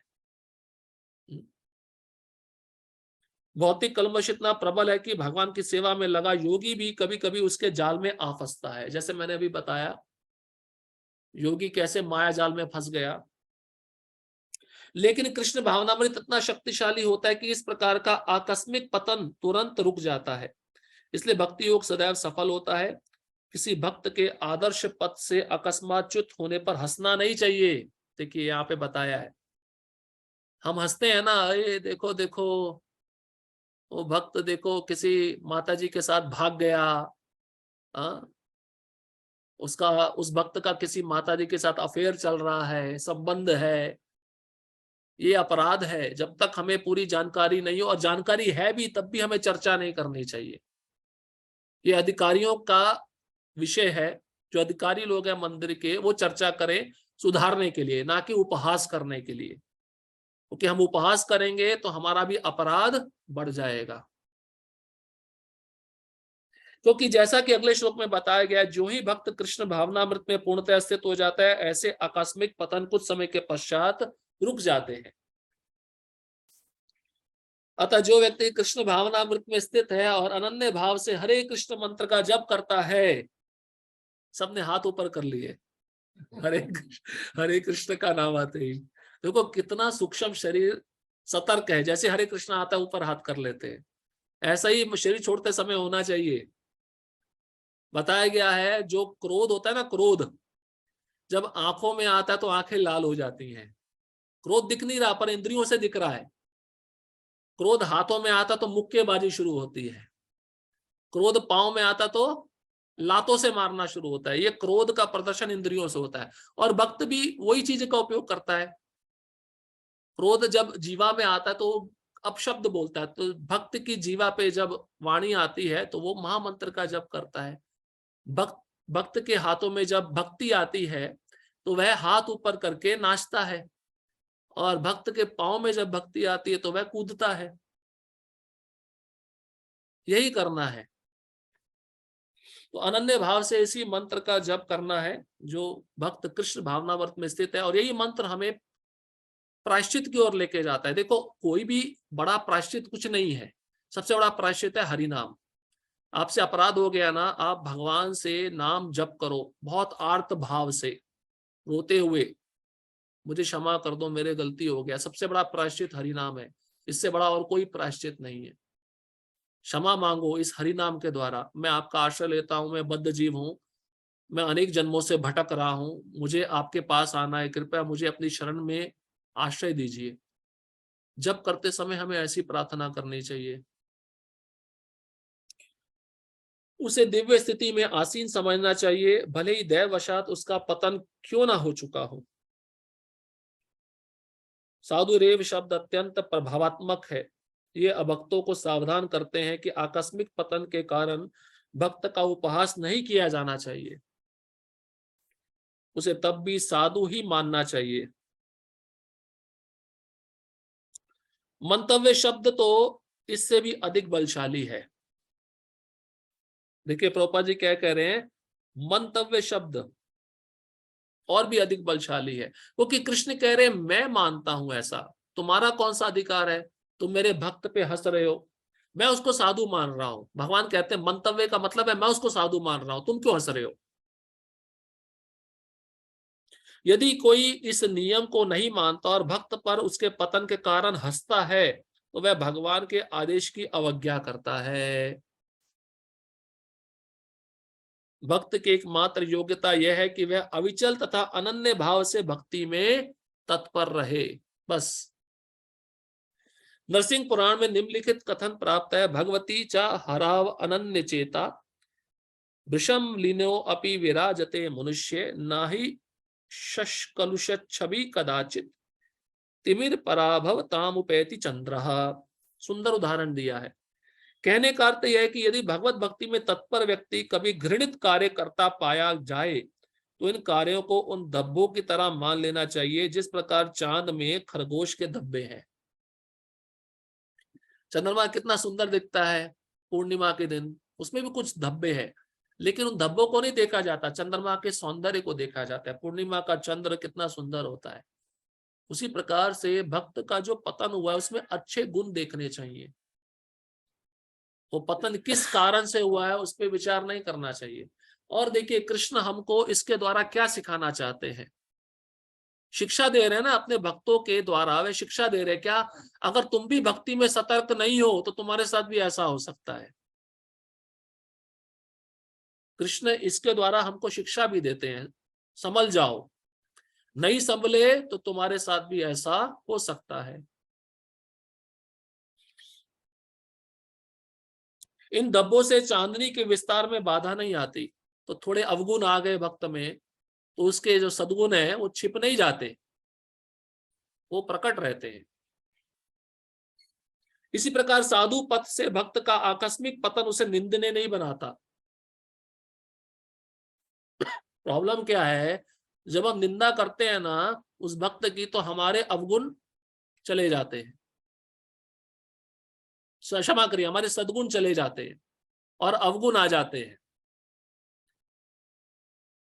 तो ये बहुत सूक्ष्म बातें हैं, इसलिए संभल कर हमें क्या बोलना है ये भी सोचना चाहिए। हम जो बोलने जा रहे हैं पहले सोचना चाहिए वो भक्ति के योग्य है या नहीं है। हम बहुत सारी चीजें ऐसी बोलते हैं जिसका भक्ति से कोई संबंध नहीं, प्रजल्प से संबंध है, इसके कारण हम भक्ति में बढ़ नहीं पाते। किंतु इसी के साथ यह समझने की भूल नहीं करनी चाहिए कि दिव्य भक्ति करने वाला भक्त सभी प्रकार के निंदनीय कर्म कर सकता है। अब देखिए दूसरा पक्ष बता रहे हैं, दूसरा पक्ष क्या, ऐसा भी नहीं सोचना चाहिए चलो भगवान ने छूट दे दी है, जो भी निंदनीय कर्म करना करो, जो भी गलत काम करना करो, ऐसा भी नहीं है। फिर भगवान उसको क्षमा नहीं करेंगे। इस श्लोक में केवल इसका उल्लेख है कि भौतिक संबंधों की प्रबलता के कारण कभी कोई दुर्घटना हो सकती है। मतलब कभी कभार क्या होता है, भक्त भक्ति में बहुत कमजोर है, कोई ऐसा संबंध आ गया, भौतिक संबंध जो बहुत ही ज्यादा उसको आकर्षण पैदा कर रहा है, उस संग के कारण वो भक्ति से विचलित हो गया, उसका पतन हो गया, तो दुर्घटना हो जाती है। जैसे आप गाड़ी चला रहे हो और आपका ध्यान नहीं है सामने, आप मोबाइल पे भी बात कर रहे हो, तो कुछ दुर्घटना हो जाएगी। उसी प्रकार से भक्ति में अगर सतर्क नहीं है तो दुर्घटना हो जाएगी, क्योंकि ये भक्ति का मार्ग कैसा है, शूरस्य धारम, कहते हैं तलवार की धार पे चलने के समान है। अजामिल था, अजामिल का भी पतन हुआ। किस प्रकार से विवाहित था, ब्राह्मणी थी, सदाचारी था, लेकिन वेश्या का संग करने के कारण कितना दूषित हो गया। लेकिन भगवान ने कृपा की या नहीं की? भगवान ने ये देखा, चलो मेरा नाम तो नहीं लिया, अपने बच्चे का नाम लिया, तो मैं इसका रक्षा क्यों करने जाऊं। भगवान देखिए इतने दयालु हैं। भगवान इस अजामिल के दृष्टांत से यही समझा रहे हैं, वो साधु है, उसको तुम साधु मानो, उसका उपहास मत करो। भक्ति तो एक प्रकार से माया के विरुद्ध युद्ध की घोषणा है या नहीं है? और मुख्य रूप से जो मंदिर में रह रहे हैं वो तो 24 घंटा माया से लड़ रहे हैं। रणभूमि क्या है? ये भौतिक जगत है। और शत्रु भी ऐसा जो दिख नहीं रहा, माया कभी दिखती नहीं है, उस शत्रु के साथ युद्ध करना है। अरे शत्रु दिखे तभी तो तलवार चला पाओगे, कहां पे तलवार चलाना है, कहां पे शस्त्र चलाना? आपको शत्रु ही नहीं दिख रहा है तो कैसे युद्ध करोगे? ये अदृश्य शत्रु है जिसके साथ भक्तों को लड़ना पड़ता है पूरा जीवन भर। घर में लोग होते हैं वो भी परेशान करते हैं, भक्ति करने नहीं देते। हाँ? बेचारा कोई माला लेके बैठेगा तो उसको बोलेगा हाँ बड़ा भक्ति का भाव दिखा रहा है, ढोंग रच रहा है। ये भी माया ही है, माया उस रूप में आकर आपको विचलित कर रही है। इसलिए उसकी तरफ ध्यान ना देते हुए हरदास ठाकुर की तरह, जैसे उसने वेश्या पे ध्यान नहीं दिया, आप क्या करो, हरे कृष्णा कृष्णा कृष्णा हरे हरे, हरे राम राम राम हरे करते रहना है। परीक्षा होगी, भगवत धाम जाने से पहले आपके सिर के बाल से लेकर पांव के नाखून तक परीक्षा ली जाएगी। बिना परीक्षा के वहां पे एंट्री नहीं है। परीक्षा के लिए तैयार रहो। प्रहलाद महाराज ने परीक्षा दिया, कुंती महारानी ने परीक्षा दिया, पांडवों ने परीक्षा दिया, अम्बरीश महाराज ने परीक्षा दिया, ये सब नित्य पार्षद हैं। जब इन्होंने परीक्षा दिया तो हम किस खेत की मूली हैं? जब तक मनुष्य माया से लड़ने के लिए पर्याप्त बलशाली नहीं होता तब तक आकस्मिक पतन हो सकते हैं। इसलिए बल चाहिए, बल। माया से लड़ने के लिए बल चाहिए। और बल क्या है? भक्तों का संग, श्रवण कीर्तन। जब तक ये नहीं होगा तब तक माया पतन कराती रहेगी। किंतु बलवान होने पर ऐसे पतन नहीं होते, जैसा कि पहले कहा जा चुका है। जब आप बलशाली हो गए तो पतन बहुत कम मात्रा में होंगे, छोटे मोटे होंगे। मनुष्य को इस श्लोक का दुरुपयोग करते हुए अशोभनीय कर्म नहीं करना चाहिए, और यह नहीं सोचना चाहिए कि इतने पर भी वह भक्त बना रह सकता है। अब कोई भक्त सोचे इस श्लोक का सहारा लेके कुछ भी गलत काम करे, भगवान तो साधु बोल रहे हैं, तो प्रभुपाद जी कह रहे नहीं ये गलत है। अगर बार बार गलत काम करेगा तो वह साधु नहीं कहलाएगा। यदि वह भक्ति के द्वारा अपना चरित्र नहीं सुधार लेता तो उसे उच्च कोटि का भक्त नहीं मानना चाहिए। तो चरित्र सुधारना होगा, चरित्रवान बनना होगा, तभी वह उच्च कोटि का भक्त बन पाएगा। हरे कृष्णा कृष्णा कृष्णा हरे हरे, हरे राम राम राम हरे हरे।